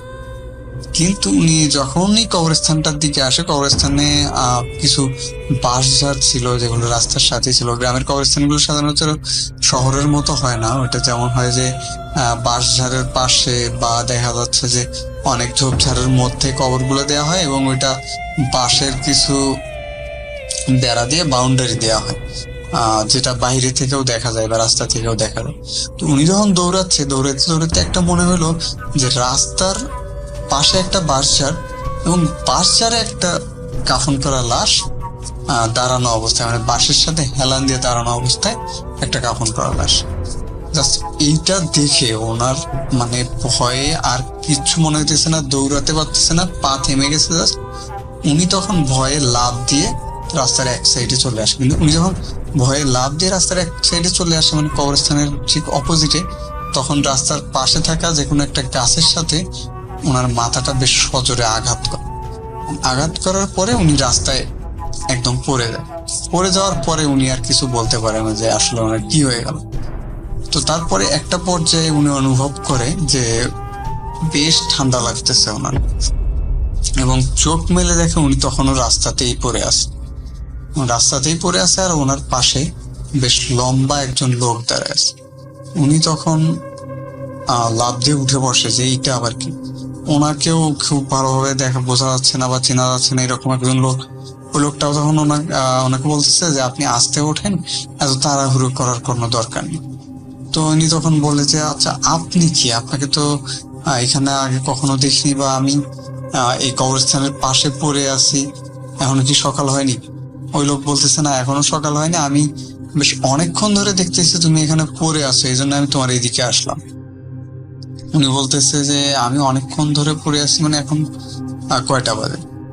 আমি তো মাত্র এখানে পড়লাম। তখন ওই লোক বলতেছে যে না, তুমি মাত্র পড়ো নাই, আমি অনেকক্ষণ ধরে দেখতেছি তুমি এখানে পড়ে আছো, জন্য আমি তোমার কাছে আসলাম। তখন ওই লোকটা বলতেছে তুমি উঠে কি দাঁড়াইতে পারবা? তো উনি বলতেছে হ্যাঁ আমি উঠে দাঁড়াইতে পারবো। উনি উঠে দাঁড়ায়, তো ওনার তখন শরীর তখনও কাঁপতেছে। লোকটা বলতেছে আচ্ছা তোমার কি হয়েছে? উনি শর্টকাটে একটু বলে যে এই ব্যাপার, আমি তো এই কবরস্থানে এইরকম একটা জিনিস দেখলাম। লোকটা বলতেছে আচ্ছা যাই হোক, তোমার বাড়ি কোন দিকে? উনি বলে যে এই যে সামনের এই রোড দিয়ে যে সামনেই আমার বাড়ি। লোকটা তখন বলে ঠিক আছে তুমি উঠে দাঁড়াও, আমি তোমাকে বাড়ি পর্যন্ত পৌঁছে দিয়ে আসি। উনি হাঁটতেছে সামনে, লোকটা পিছনে। ওনার শরীরে তখন একটা ভয় ভয় কাজ করতেছে। লোকটা ওনাকে জিজ্ঞেস করে আচ্ছা তুমি কোথায় গেছিলে এখানে? উনি তখন বলে যে আমি হচ্ছে আমার কাজিনের সাথে ডোবায় গেছিলাম, ডোবা এসেছে মাছ ধরতে, আমাদের মাছ ধরার কথা ছিল। এখন আমার কাজিনকে সাথে নিয়ে ওখানে গেলাম। যাওয়ার পরে হঠাৎ দেখি যে আমার কাজিন জোরে একটা টান দিয়ে বসে। তবে লোকটার সাথে কথা বলতে বলতে উনি একটা জিনিস খেয়াল করে যে লোকটা সব সময় একটু পিছে পিছে, মানে ওনার সাথে হাঁটতেছে না বা ওনার সামনে আসতেছে না, লোকটা একটু পিছে উনি সামনে। উনি যতই হাঁটার গতিটা কমায় দেয় কিন্তু তারপরেও লোকটা ওনার পিছনেই থাকে। এইরকম কিছু কথাবার্তা লোক একটা পর্যায়ে উনি যখন ওনার গ্রামের কাছাকাছি চলে আসে, যে এখন বাড়ির মধ্যে ঢুকবে, পাশেই হচ্ছে ঢুকতেই ওনারা একটা পরিচিত বন্ধুর বাড়ি আছে। ওই বন্ধুর বাড়ির কাছাকাছি যখন চলে আসে তখন হঠাৎ করে খেয়াল করে যে ওনার পিছনে থেকে আর কোনো আওয়াজ আসতেছে না বা উনি অনুভব করতেছে না যে কেউ হাঁটতেছে ওনার পিছনে। তখন উনি হঠাৎ পিছনের দিকে কথা বলতে বলতে তাকায় দেখে কি ব্যাপার, কার সাথে কথা বলতেছিল এতক্ষণ ধরে। রাস্তায় কোনো লোক নেই বা কোনো মানুষ নেই, কিচ্ছু নেই। উনি তখন বিষয়টা আরো বেশি ভয় পেয়ে দৌড়ে ওনার যে ফ্রেন্ডের বাড়ি ছিল ওই ফ্রেন্ডের বাড়িতে যে দরজায় জোরে জোরে ধাক্কা দেওয়া শুরু করে। তো তখন ওনার ফ্রেন্ডের বাড়ির লোকজন যারা ছিল সবাই দৌড়ে বের হয়ে আসে। কি হয়েছে যে তুমি এত রাতে কাদা মাটি সব পানি মাখা অবস্থায় এখানে কেন? তখন বলে যে আমার এই ব্যাপার হয়েছে, এক লোক তো আমাকে আগায় দিয়ে গেল কবরস্থান থেকে এখানে, এখন দেখতেছি সেই লোক নেই। তো তারপরে ওনারা ওনাকে বাড়ির ভিতরে নিয়ে যায় এবং গরম কাপড় চোপড় দেয়, পানি খাওয়ায়। ভোরের দিকে ওই ফ্রেন্ডের সাথে উনি তখন হচ্ছে বাড়িতে চলে আসে। আসার পরেই উনি ওনার যে ফ্রেন্ডটা ওনাকে ডেকে নিয়ে গেছিল তার বাড়িতে যায়। বাড়িতে যাওয়ার পরে যেটা দেখে যে ওনার ফ্রেন্ড নাই বাড়িতে। উনি আবার ঘুরে যে কাজিন আর অন্যান্য কাজিন যারা ছিল তাদের কাছে আসে। কাজিনদের কাছে আসার পরে ওনার কাজিনরা ওনাকে বলে যে আসলে আমরা তো উঠে সকালে তোর ওখানে অনেকক্ষণ ডাকাডাকি করলাম, দরজায় ধাক্কা ধাক্কি করলাম, কিন্তু তোর তো কোনো সার শব্দ নেই। তারপরে যে কয়জন ছিল, তারপর ওনার অন্যান্য যে কাজিনরা ছিল সবাইকে সাথে নিয়ে ওই ডোবার দিকে যায়। যাওয়ার পরে দেখে যে আর কয়েকজন কাজিন তারা যে ওই ডোবা থেকে পানি সেচতেছে। ওনাকে যে কাজিনটা ডেকে নিয়ে যায় সে ওখানে যে পানি সেচতেছে। তো নিজে বলতেছে তুই যে কালকে রাত্রে আমাকে ডেকে নিয়ে আসলি, আসার পরে তুই কই হারাইছি?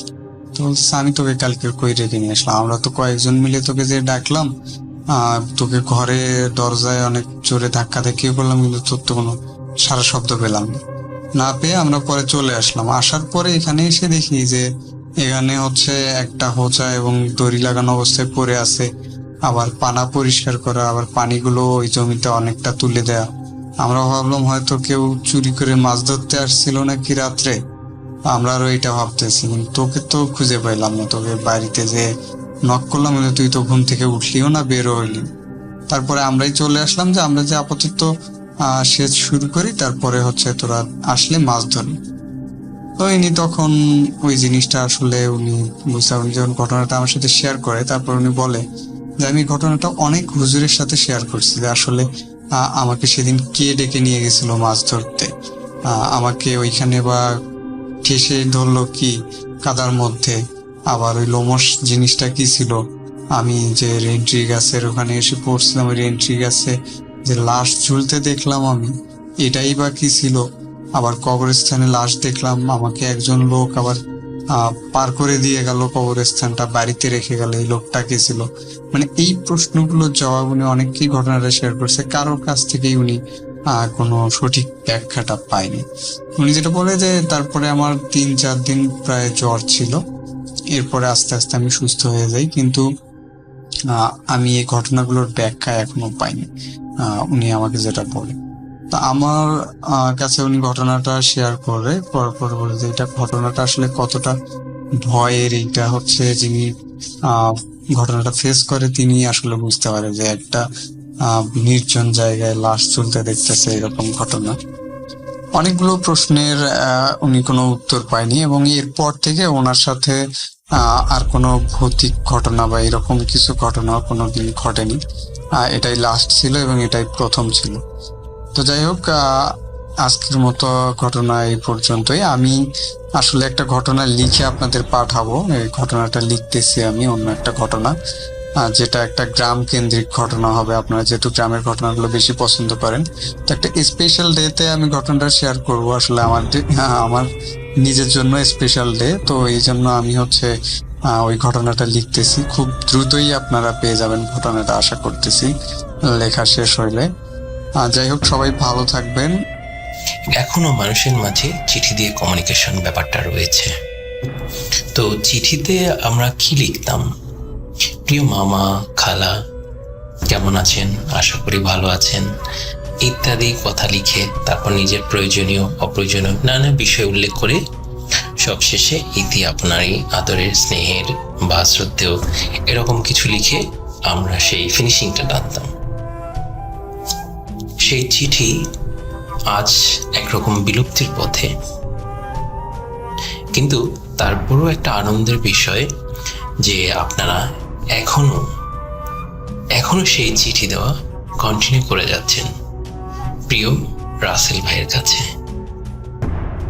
হয়তো প্রসেসটা আপনার ইলেকট্রনিক্যাল প্রসেস, যে ইমেলের মাধ্যমে আপনারা পাঠাচ্ছেন, কিন্তু বিষয়টা বেশ ভালো লাগার মতো একটা বিষয়। আশা করছি আপনারা এভাবেই কন্টিনিউ করে যাবেন সারা জীবন। আর আপনারা রাসেল ভাইকে যে ইমেলটা করেন, সেই ইমেলও একটা অটোমেটিক্যালি ফরম্যাট তৈরি হয়ে গেছে। এটাও বেশ ভালো লাগার মতো, যেখানে লেখা থাকে প্রিয় রাসেল ভাই, জিজ্ঞেস করবো না আপনি কেমন আছেন, কারণ আমরা জানি আপনি ভালো আছেন, কারণ আপনি সবসময় ভালোর দলে থাকেন। এছাড়া কিছু কমন বাক্য রয়েছে যা সবসময় সবার মুখে মুখে থাকে, স্পেশালি বাঙালি কমিউনিটির মধ্যে, যার মধ্যে রয়েছে আপনি সবসময় ভালোর দলে, বিশ্বাস করেন রাসেল ভাই, তারপরে বিশ্বাস করা না করা একান্ত আপনার ব্যাপার। তো এই জাতীয় বাক্যগুলো সবার সবসময় মাথায় থাকে এবং বিভিন্ন জন বিভিন্নভাবে ইউজ করে থাকে। সত্যি বিষয়টা গর্ব করার মতো। তো যাই হোক, কথা না বাড়িয়ে আমি চলে যাচ্ছি ঘটনায়। ঘটনাটি আজ থেকে 50 বছর আগের। এটি ঝালকাঠি জেলার কোনো এক গ্রামের ঘটনা। আমাকে যিনি শেয়ার করেছেন উনি সম্পর্কে আমার চাচাতো বোন। তো যেদিনের ঘটনা, সেদিন উনি বাজার থেকে বাড়ি ফিরছিলেন। বাজার থেকে বাড়ির দূরত্ব 1.5 কিলোমিটারের মতো হবে। তো যখন উনি ফিরতেছিলেন তখন সময়টা ছিল সন্ধ্যার সময়, মাগরিবের আজান দেওয়ার কিছু সময়। তো ওনার বয়স তখন 13 কি 14 বছর বয়স হবে। তো যে জায়গাটা থেকে উনি আসতেছিলেন, জায়গাটা আমাদের ওখানে হাই স্কুল ছিল। হাই স্কুল থেকে কিছুটা উত্তর দিকে এগিয়ে সামনে বাম দিকে একটা রাস্তা ছিল। রাস্তাটা লেন্থটা 200 মিটারের মতো হবে। তো ওটার ডান দিকে এবং বাম দিকে নানা স্পট ছিল, যেগুলা থেকে সবসময় ওই যে আমার আপা মানে চাচাতো বোন, তাদের সময় জেনারেশন এবং আমাদের জেনারেশন পর্যন্ত জায়গাটা সবসময় ভয় পেত, কারণ ভয় পাওয়ার মতো অনেকগুলো পয়েন্ট ছিল। তো ওটার বাম দিকে ছিল ডাক বাংলো নামে একটা জায়গা। এরপর কিছুটা সামনে আগালে ডান দিকে ছিল আরেকটা জঙ্গল। জঙ্গলটা অনেক বড় ছিল, আমি ওই জঙ্গলে কখনো কাউকে ঢুকতে দেখিনি। ওটা শেষ হয়েছে এসে রাস্তার পাশ পর্যন্ত, এবং রাস্তা ওই জঙ্গলের মাঝে বর্ডারের হিসাবে একটা ডোবার মতো ছিল। ডোবাটা লম্বা ছিল, আর ওই ডোবাটাকে একটা ওই গাছটার নামটা ঠিক আমার মনে নেই, ওই আপনারা বর্ণনা দিলে বুঝতে পারবেন ওটা কি গাছ হতে পারে, যে ডোবার উপরে বিভিন্ন লতার মতো ঝুলতে থাকে এবং সুন্দর ফুল ফোটে, এরকম গাছ দিয়ে ডোবাটাও ঢাকা ছিল। তো ওই জঙ্গলে কেউ কখনো ঢোকেনি, বাট ওই জঙ্গলের ভিতর থেকে নানা রকম শব্দ আসতো, কিন্তু কেউ কখনো ভিতরে কাউকে দেখেনি। তো যে ঘটনা আজকে বলবো সেটা যদিও এই জঙ্গলকে কেন্দ্র করে না, তারপরও আপনাদের বোঝার সুবিধার্থে আমি এই জায়গাটা নিয়ে বর্ণনা করলাম। তো ওখান থেকে কিছুটা সামনে এগিয়ে একটা মন্দির রয়েছে, সেটাও রাস্তার ডান পাশে। ওই মন্দিরটার বয়স 150 বছর বা তার বেশি হবে, অনেক পুরনো মন্দির। সেই মন্দিরের ভিতর থেকে উনি যখন কাছাকাছি পৌঁছালো তখন দেখতে পেল একটা কালো কাপড় পরা মহিলা ওই মন্দিরের ভিতরে ঢুকে যাচ্ছে। তো এই সন্ধ্যার সময় কালো কাপড় পরা কেউ ওই মন্দিরের ভিতরে ঢুকে যাবে, জিনিসটা তার কাছে বেশ অবাক মনে হলো এবং সে অনেক ভয়ও পেল। তো তখনও সে পুরোপুরি মন্দিরটার কাছাকাছি পৌঁছায়নি, আরো কিছুটা বাকি আছে। এরপর সে দেখতে পেল যে আরেকটা ছোট বাচ্চা, 4-5 বছর বয়স হবে, সেও ওই পিছনে একটা ছেলে আর কি, সেও ওই ওইখানে ঢুকে গেল। তো ওই যে বয়স্ক যে লোকটা ঢুকছে সেটা মেনে নেওয়া যায়, কিন্তু এই বাচ্চাটা ঢোকার কোনো কারণই নেই। যদি ফ্যামিলির কোনো বিষয় বা কিছু হয়ে থাকে তারপরেও জিনিসটা ঢোকার বিষয়টা মেনে নেওয়ার মতো না। তো ও প্রচন্ড ভয় পেতে শুরু করলো, জিনিসটা কি স্বাভাবিক নাকি প্যারানরমাল কিছু ঘটতে যাচ্ছে। সে আস্তে আস্তে সামনে আগালো এবং সামনে এগিয়ে সে ওই মন্দিরটার ভিতরে ঢুকলো। তার আবার সাহস ছিল অনেক। ঢুকে এদিক ওদিক তাকাইতে থাকলো, ডানে বামে সব দিকে। মন্দিরটার সাইজও বেশি বড় না, হয়তো 5 ফিট বাই 5 ফিট হবে এরকম আর কি। তো সেখানে কাউকে সে দেখতে পেল না। তো খুবই অবাক করা বিষয় যে আমি দেখলাম 2 জন ঢুকলো, কিন্তু তাদের কাউকে দেখতে পেলাম না, এটা হলো কিছু। পরে উনি ওখানে বসে কেমন যেন একটা শব্দ হচ্ছিল চারিদিক থেকে, এবং ওনার গায়ে একটা কেমন যেন একটা খারাপ লাগতে শুরু করলো আর কি। খুব এরকম বিষয়টা হয়তো আপনারাও মাঝে মধ্যে এই অভিজ্ঞতা হতে পারে যে অ্যাবনর্মাল যে লোকেশনগুলো থাকে, প্যারানর্মাল লোকেশন, সেখানে আপনার কেমন যেন একটা ফিল হবে এখানে কোনো কিছুর উপস্থিতি থাকলে বা কিছু। তো সে ভয়ে ওখান থেকে দৌড়ে বের হয়ে আসলো বাইরে বের হয়ে তারপরে সে আরেকটু সামনের দিকে আগাতে থাকলো। তো সামনে ওখানে যে বাচ্চাটাকে দেখছে, ওই যে প্রথমে যাকে ঢুকতে দেখছে তাকে চেহারাটা ঠিক বুঝতে পারেনি উনি কে, কিন্তু পিছনে যে ঢুকেছে সে বাচ্চাটাকে সে চেনে, হয়তো নামটা তার খেয়াল নেই। তো ওই মন্দির পার হয়ে একটু সামনে এগিয়ে ওখানে ওই যে বাচ্চাটা ওদের বাড়ি। তো বাড়িটা হচ্ছে গিয়ে কর্মকার বাড়ি।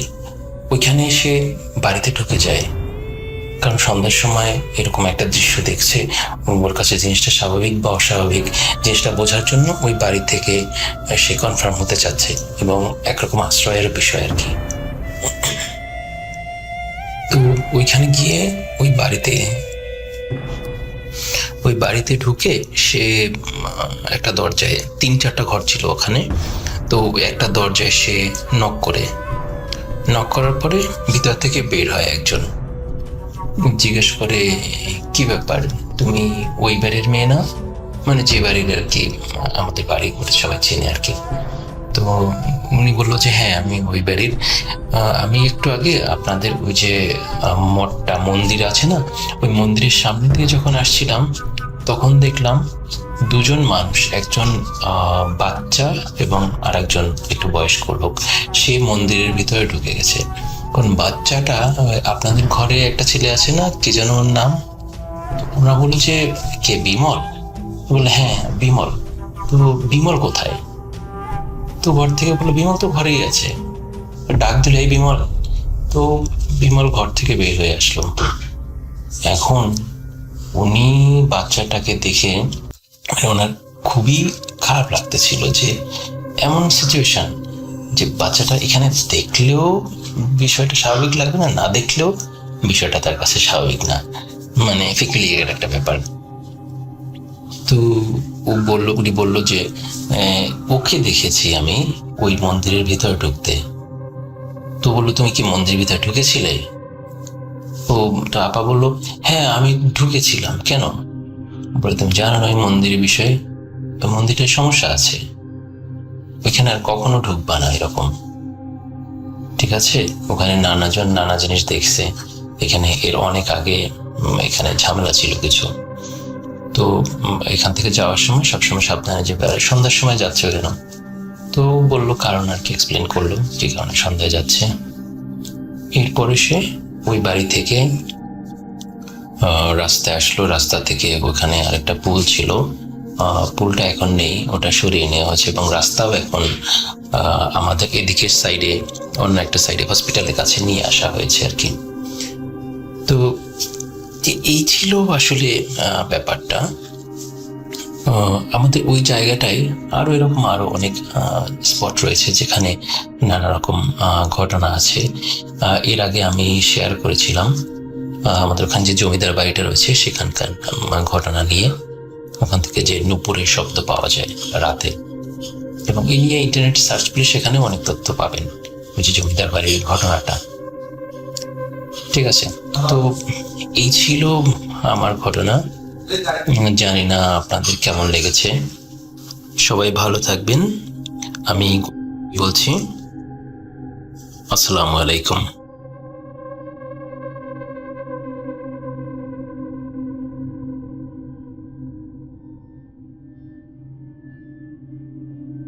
Spirit, be here with me.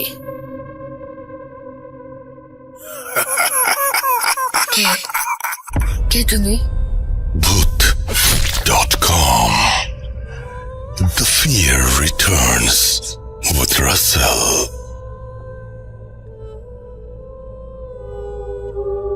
আরও একবার আপনাদের সবাইকে স্বাগত জানাচ্ছি। আমি রাসেল। আশা করছি আপনারা সবাই ভালো আছেন আর ভালোর দলে আছেন। আমিও ভালো আছি আলহামদুলিল্লাহ, এবং ভালোর দলে আছি। আমরা কথা না বাড়িয়ে সরাসরি চলে যাব আমাদের পরবর্তী ঘটনায়। আশা করছি এই ঘটনাটি আপনাদের ভালো লাগবে।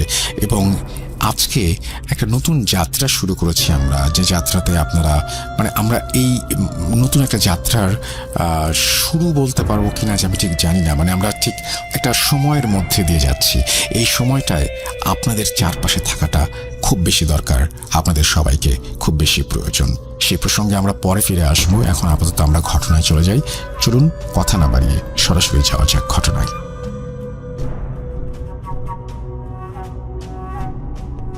হ্যালো লিসেনার্স, আমি Bhoot.com আপনাদের সবাইকে স্বাগতম। আমরা সকলে বদনজর সম্পর্কে খুব ভালো মতো জানি। বদনজর, যদি কোনো মানুষ আপনাকে বদনজর ভাবে দেখে বা বদনজরে পড়ে যান, আপনার জীবনে অনেক বড় ধরনের একটা পরিবর্তন আসতে পারে। ঠিক তেমনি আমরা জিন বা ভূত বা পিশাচ যাই বলি না কেন, এইসবেরও যদি আপনি বদনজরে পড়েন তাদের চোখে, তাহলেও কিন্তু আপনার জীবনে খুব বাজে রকমের একটা পরিবর্তন আসতে পারে।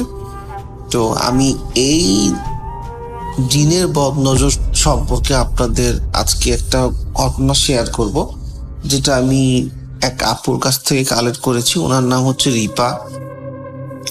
তো আমার এই ঘটনার সাথে আপনারা কিছু জিনের বদনজরের একটা ঘটনা পাবেন, সাথে এই গল্পের সাথে ইনক্লুড, সেটা হচ্ছে ব্ল্যাক ম্যাজিক। তার মানে আপনারা আজকে জিনের বদনজর প্লাস হচ্ছে ব্ল্যাক ম্যাজিক দুটারই একটা ঘটনা এটার সাথে যেহেতু আপনি ইনক্লুডেড, সেজন্য আমাকে আসলে আপনার এই জিনের ঘটনার সাথে, জিনের বদনজরের সাথে আমাকে এই ব্ল্যাক ম্যাজিকের ঘটনাটা আসলে আপনাদের সাথে শেয়ার করতে হবে। তো ঘটনাটা আমি কালেক্ট করেছি রিপা আপুর কাছ থেকে। উনি ওনার ছোটবেলার কাহিনী। উনি এখন একটি প্রাইভেট কোম্পানিতে আছে।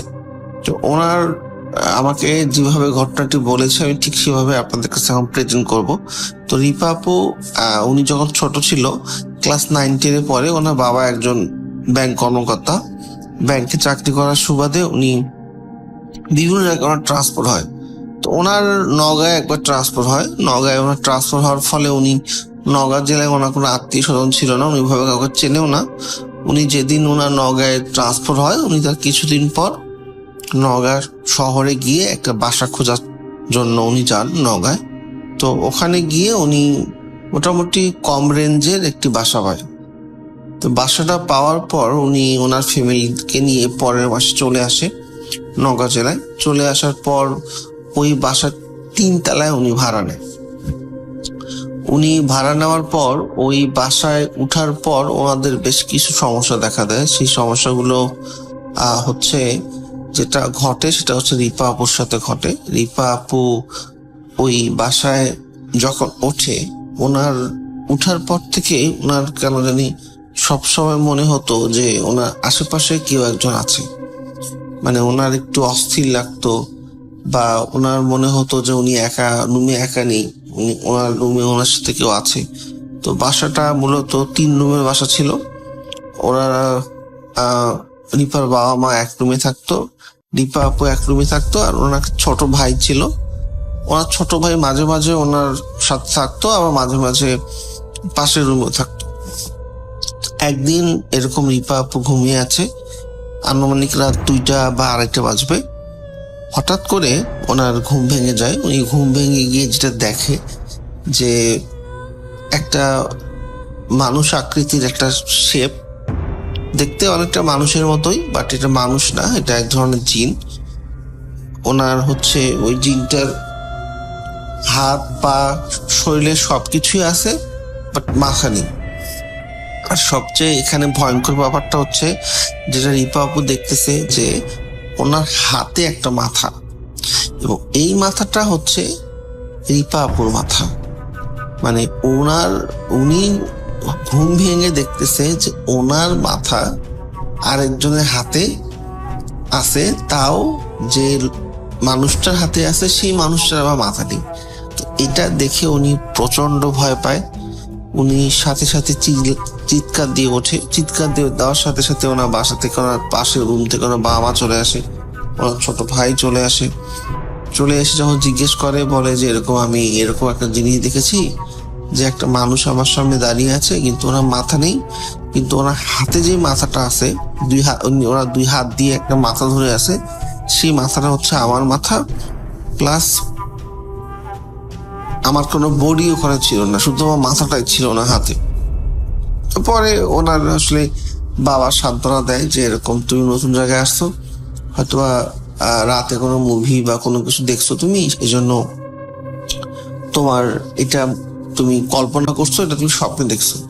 তা আসলে উনি বাসায় বাবা আমাকে বুঝতে পারে না যে এটা আসলে স্বপ্ন ছিল না, উনি জেগে এটা দেখছিল। তো এর বেশ কিছুদিন রাসেল ভাই মোটামুটি ভালোই যায়, কোনো সমস্যা হয় না। তো আরেকদিন যে এই প্রবলেমটা হয় সেটা, আচ্ছা এর মাঝে আমি একটু ইন্টারাপ্ট করি রাসেল ভাই, সেটা হচ্ছে প্রবলেমটা হচ্ছে, তো আস্তে আস্তে রিপা আপু উনি একটু অমনস্ক হয়ে যায়। বাসার ফ্যামিলির লোকজন সেটা বুঝতে পারে যে উনি সবসময় একা থাকতে পছন্দ করে। উনি মোস্ট অফ দ্য টাইম ছাদে কাটায়, দেখা যাচ্ছে যে উনি বিকাল হলে ছাদে যায়, দুপুর হলে ছাদে যায়, প্লাস উনি একটু আনমনা হয়ে যায়। উনি সব সময় মানে চুপচাপ থাকে, আগে যেরকম কথাবার্তা বলতো ওরকম কথাবার্তা কমায় দেয়। আর উনি প্রায় সময় হচ্ছে, মানে উনি যখন ঘুম থেকে উঠতো, উনি প্রায় সময় বলতো যে ওনার খিদে নেই। ওনার হচ্ছে উনি ছোটবেলা থেকে ওনার খিদে সহ্য করতে পারতো না। উনি এর আগে বাসায় ওঠার আগে উনি ঘুম থেকে ওঠার সাথে সাথেই কিছু না কিছু খাওয়ার জন্য বাসায় খুব চিল্লাপাল্লা বা খাওয়ার জন্য এরকম জেদ করতো। কিন্তু এই বাসায় ওঠার পর থেকে ওনার হচ্ছে এই জিনিসটা পুরো চেঞ্জ হয়ে গেছে। এটা বাসায় একটু অবাক হয়ে যায়। তো তারপর রাসেল ভাই সবকিছু ভালোই যাচ্ছিল। তার কিছুদিন পর যে ঘটনাটা ঘটে সেটা হচ্ছে যে গভীর রাতে রিপা আপুর মা পানি খাওয়ার জন্য বাইরে ডাইনিং এ বের হয়। তো উনি দেখে যে ওনার রুমে ফিস ফিস করে রিপা আপু কার সাথে যেন কথা বলতেছে। তো উনি আসলে কৌতূহল নিয়ে আসলে একটু রাগই হয়। উনি ভাবে যে এত রাতে মেয়ে জেগে আছে কেন, এখনো ঘুমায় নেই। তো উনি যখন দরজা হালকা ধাক্কা দেওয়ার পর রাসেল ভাই উনি দেখে, একটু ভয় পেয়ে যায়। উনি দেখে যে জানালার ওই পারে, মানে ওদের বাসার যে 3 তলা ছিল, বাট 3 তলা জানালা দিয়ে এক লোক দাঁড়িয়ে আছে, উনি রিপা আপুর সাথে কথা বলতেছে। তো এটা যখনই উনি দরজাটা চাপানোর পর রিপা বলে ডাক দেয়, সঙ্গে সঙ্গেই হচ্ছে রিপা আপু সেন্সলেস হয়ে পড়ে যায় ওখানে। পরে লাইট জ্বালানো হয়, বাসার রিপা আপু বাবাকে ডাকা হয়। পরে ওরা পানি টানি দিয়ে রিপা আপুকে যখন জেগে তোলে, তখন রিপা আপু আসলে কিছুই বলতে পারে না। উনি যখন বলে যে আসলে আমি মাঝে মাঝে কি করি না করি আম্মু, আমি আসলে কিছুই বলতে পারি না, আর আমাকে স্বপ্নের মধ্যে অনেক ধরনের জিনিস খাওয়ানো হয়, যেটা আসলে খাওয়ার পর আমি ঘুম থেকে উঠে আমি নিজে ফিল করি, যেরকম আমরা রাসেল ভাই কিছু খাওয়ার পর আমরা ভর পেটে তো ফিল করি যে আমাদের পেট ভরা, এখন কিছু খাইতে পারবো না। তো ওনার সেম জিনিসটা হয়, উনি স্বপ্নে কি খায় এক্স্যাক্টলি উনি বলতে পারে না, উনি স্বপ্নে বিভিন্ন জায়গায়ও যায়, কিন্তু মানে ওনার সবসময় পেট ভরা থাকে এবং প্রায় 4-5 ঘন্টায় উনি কিছু খাইতে পারে না, ম্যাক্সিমাম সময় এটা হয়। তো এরপর আসলে ওই রিপার মা একটু টেনশন বোধ করে যে আসলে সামথিং রং, কেন এরকম হচ্ছে। তো এরপর আসলে রিপা আপু উনি একা থাকারও সাহস পায় না, উনি ওনার মাকে বলে যে তুমি থাকো। তো এইসব শোনার পর ওনার ছোট ভাই একটু ভয় পায়, ওনার ছোট ভাই রিপা আপুর সাথে থাকা রাজি হয় না। তো রিপা আপুর মা ওনার সাথে বেশ কিছুদিন থাকে, আবার কিছুদিন ভালোই যাচ্ছিল। তো একদিন হুট করে রিপা আপুর মার স্বপ্ন মানে ঘুম ভেঙে যায়। উনি ঘুম ভেঙে গিয়ে দেখে যে ওনার মেয়ে ভাসমান অবস্থায় আছে, ওনার মেয়ে ভাসমান অবস্থায়, এবং ওনার মা আসলে পুরা কোনো কথা আসতেছে না, ওনার মেয়েকে যে উনি দেখতেছে, মানে ওনার কোনো কথা আসতেছে না, উনি চিল্লাতে চাচ্ছে, চিল্লাতে পারতেছে না, প্লাস উনি যে নড়াচড়া করবে সেটা করতে পারতেছে না, এবং জাস্ট শুধু ওনার মেয়ে ভাসমান অবস্থায় আছে, উনি আশেপাশে কিছুই দেখতে পাচ্ছে না।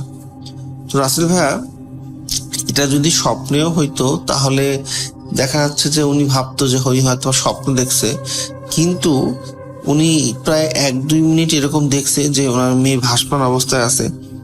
তার কিছুক্ষণ পর এত জোরে উপর থেকে ওনার মেয়ে খাটের মধ্যে পড়ে যে ওনাদের খাটের একটা ডাসা ভেঙে যায়, এবং এত জোরে একটা বিকট শব্দ হয়। তো পাওয়ার পাশের রুম থেকেই সবাই চলে আসে, এবং পাশের ফ্ল্যাট থেকেও চলে আসে।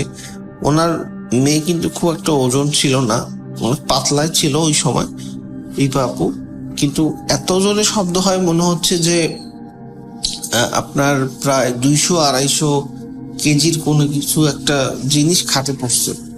তো তারপরে ওরা আসলে একটু নড়ে চড়ে বসে যে না, এটা একটা সলিউশন দরকার, যে কেন এরকম হচ্ছে, কি প্রবলেম।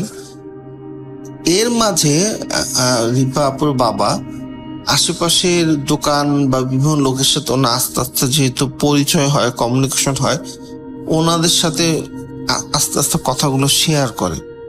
তো এর মাঝে একজন ওনাকে বলছিল যে এই বাসাটা আপনি নিয়েছেন কেন? তো তখন বলে কেন, বাসা তো ভাড়া কম ছিল, বাসাটা সুন্দর ছিল। বলে এই বাসায় যেই আসে সেই বেশি দিন টিকতে পারে না। তো উনি বললো যে কেন, একটু কাহিনীটা বলে যে আসলে আমরা কাহিনী তো ফুলফিল জানি না, কিন্তু শুনেছি যে এই বাসায় প্রবলেম আছে, এই বাসায় এক মেয়ে সুইসাইড করেছিল, তো তখন থেকে এই বাসায় আসলে কেউ বেশি দিন টিকতে পারে না। তো তারপর উনি রাত্রিবেলা বাড়ি এলাকাতে যায়, বাড়ি এলাকাতে যাওয়ার পর বাড়ি এলাকে অনেক ফোর্স করে, উনি কোনো কিছু বলে না। তো এরপর ওরা আসলে পরের দিন ওনার ফ্যামিলির 2-1জনকে ডাকে একটা ওদের গ্রামের বাড়ি থেকে কবিরাজ আনার জন্য। তো একজন হুজুর টাইপের কবিরাজ উনি আসে, এসে বলে যে এই বাসায় একটা বদ জিন আছে, যে জিনটা মূলত রিপা আপুর বদনজর হচ্ছে কারণে এই প্রবলেমটা হচ্ছে। উনি রিপা আপুকে অনেক পছন্দ করে। তো উনি আসলে কোনোভাবে রিপা আপুকে এইভাবে ও স্বপ্নে যে উনি কিছু জিনিস দেখা যাচ্ছে ওনাকে খাওয়ায়, ওনাকে এরকম খাওয়াইতে খাওয়াইতে দেখা যাচ্ছে যে ওনাকে পুরো এই জিনটা কন্ট্রোলে নিয়ে নিচ্ছে, এবং এক সময় দেখা যাবে যে ওই জিন ওনাকে ঘুমে বা ওনাকে এমন ভাবে কন্ট্রোল করবে, ওই জিন যা চাবে রিপা আপু তাই করবে। তারপরে আবার বাড়িওয়ালাকে ডাকা হয়, ডাকানোর পর এবার বাড়িওয়ালা আসলে রিপা আপুর মামা, তারপর কবিরাজ উনি একটু অনুট করে, বলে যে আসলে আপনি একটু মেন কাহিনীটা বলেন, আমরা তো এখানকার স্থানীয় না, আমরা কারোর সাথে শেয়ার করবো না, তবে আপনি এই বাসায় আমরা বেশি দিন থাকবো না, কিন্তু আপনি আমাকে মেইন কাহিনীটা, এবং হুজুর আপনার কবিরাজও বলেন যে আপনি মেইন কাহিনীটা আমাকে বলেন, তাহলে এই মেয়ের ট্রিটমেন্ট করতে আমার জন্য সুবিধা হবে, না হলে দেখা যাচ্ছে তো পরে হচ্ছে এই মেয়ের বড় ধরনের প্রবলেম হইতে পারে, কারণ জিনের বদনজর খুব খারাপ, এটাতে অনেক মানুষের জীবন নষ্ট হয়ে যায়। তখন আসলে সব ঘটনা আসলে বাসার মালিক খুলে বলে। এখানে রাসেল ভাই নতুন একটা আসলে গল্পের সাথে গল্প, যেটাকে আমরা বলি এখানে একটা নতুন একটা গল্প শুরু হবে। সেটা হচ্ছে তারপর যে ঘটনাটা বাসার মালিক বলে যে এই বাসায় একজন যারা ছিল আপনার প্রায় ওটা ওই সময়েরও 2-3 বছর আগে, তো ওনাদের একটা মেয়ে ছিল, ওই মেয়ের নাম হচ্ছে ঝুমকা। ওনারা ওই মেয়ে ওনার চাচা ছেড়ে ছিল, কারণ ওই মেয়ের হচ্ছে বাবা নেই, তো ওই চাচা ওদের সাথে থাকতো। এখান থেকে এখানেই নওগাঁয় পড়াশোনা করতো। তো এখন যখন বিয়ের সময় আসে, তো এই ঝুমকা মেয়ে, ওই মেয়েটা দেখতে খুবই সুন্দর ছিল। তো ওনার যে চাচা চাচি ছিল, ওনার মেয়ে খুব সুন্দর ছিল না, বাট মোটামুটি শ্যাম ছিল। তো যখন বিয়ের সময় আসে, মানে ওই ঝুমকা প্লাস হচ্ছে ওনাদের চাচা চাচির মেয়ে দুইজনের প্রায় সমবয়সী ছিল। তো 3-4 মাসের বড় হবে ওই ঝুমকার চাচা চাচির মেয়ে। তো ওনারা যখন বিয়ের সময় আসে তখন ছেলেপক্ষ দেখতে আসতো। তো ছেলেপক্ষ যখন দেখতে আসতো, মানে দেখা যাচ্ছে যে ঝুমকা উনি দেখতে এত সুন্দর ছিল যে ওনার চাচা চাচির মেয়েকে পছন্দ না করে ওনাকেই পরবর্তীতে সবাই জানাইতো যে এই মেয়েটাকে না বিয়ে দেন, আমাদেরকে এই মেয়েটাকে ভালো লাগছে। এবং ওই আশেপাশে, ওই এলাকার আশেপাশে সবাই জানতো যে এরকম এই ঝুমকা অনেক সুন্দর এবং মেয়েটা দেখতে নাকি আসলে অনেক সুন্দর ছিল। এখন এইটা যখন মোটামুটি বেশ কিছুদিন হয়ে যায়, তখন আসলে খুব একটা ভালো চোখে দেখে না ওই ঝুমকার চাচি। ওনার আসলে একটা হিংসা চলে আসে যে আমার এতদিন এই মেয়েটাকে আমার এখানে রাখলাম, এখন ওর জন্যই আমার মেয়ের ভালো কোথাও বিয়ে হচ্ছে না। এখন আসলে হুট করে ওকে কিছু বলতেও পারতেছে না। তো তখন উনি আসলে একটু ওনার মাথায় বাজে চিন্তা আসে যে আমি এক ব্ল্যাক ম্যাজিক বা কালো জাদু করে মেয়েটার চেহারা নষ্ট করা যায় কিনা। তো উনি এরকম এক কবিরাজের শরণাপন্ন হয়, কবিরাজকে বলে যে আমি আসলে এই মেয়েটাকে ব্ল্যাক ম্যাজিক করে ওর চেহারা একটু খারাপ করতে চাই, এরকম কিছু একটা বলে, যে হয়তো বা এরকম কিছু একটা মানে ইয়াকে বুঝায়। তো তখন ওই কবিরাজ হচ্ছে বেশ কিছু তাবিজ বা খাবারের সাথে খাওয়ানোর জন্য বেশ কিছু জিনিস ওনাকে দেয়, যে এইগুলো যেন ওই মেয়েটাকে খাওয়ানো হয়। তারপর ওই মেয়ের বালিশের ভিতরে যেন তাবিজ দেওয়া হয়। কিন্তু এখানে প্রবলেমটা হয়ে গেছিল কি রাসেল ভাইয়া, মানে ব্ল্যাক ম্যাজিকটা উল্টো হয়ে গেছিল। ব্ল্যাক ম্যাজিকটা হয়ে গেছিল বেসিক্যালি মেয়েটার চেহারা একটু মানে খারাপ করার জন্য ব্ল্যাক ম্যাজিকটা দেওয়া হয়েছিল। বাট এখানে সেটা উল্টো হয়ে এখানে যেটা হয় সেটা হচ্ছে মেয়েটার মানসিকভাবে মানে একটু পাগল টাইপের হয়ে যায়, একটু মাথায় সমস্যা দেখা যায়। তো এটা আসলে দিন দিন বাড়তেই থাকে। মেয়েটা অনেকবার হচ্ছে নিজের সুইসাইড করার জন্য ট্রাই করে, পাগলামো করে, কাউকে ঠিক মতো চেনে না। তো এখন ওনার চাচি তো ভয়ে কিছু বলতেও পারে না কারোর সাথে কোনো কিছু। তো এর মাঝে যেটা একদিন হয় যে ওই মেয়েটা নিজেই নিজের সুজি দিয়ে গলা কেটে আত্মহত্যা করে। তো তারপর যখন মেয়েটাকে পরবর্তীতে মাটি দেওয়া হয় এবং মেয়ের মা ভাবে যে আমার মেয়ে সুস্থ, হুট করে কেন এরকম হইলো। পরবর্তীতে মেয়ের মাও নাকি বিভিন্ন হচ্ছে কবিরাজের সাথে কথাবার্তা বলেছে, জানতে পারে যে একটা এরকম বদ জিনের মাধ্যমে ব্ল্যাক ম্যাজিক করেছিল, বাট ব্ল্যাক ম্যাজিকটা একটু উল্টো হয়ে গেছে। এই কারণেই হচ্ছে আসলে এই প্রবলেমটা। তো রাসেল ভাই এইটা যখন ওই ওর মেয়ে ঝুমকার মা জানতে পারে, বাসায় অনেক গন্ডগোল হয়। তারপর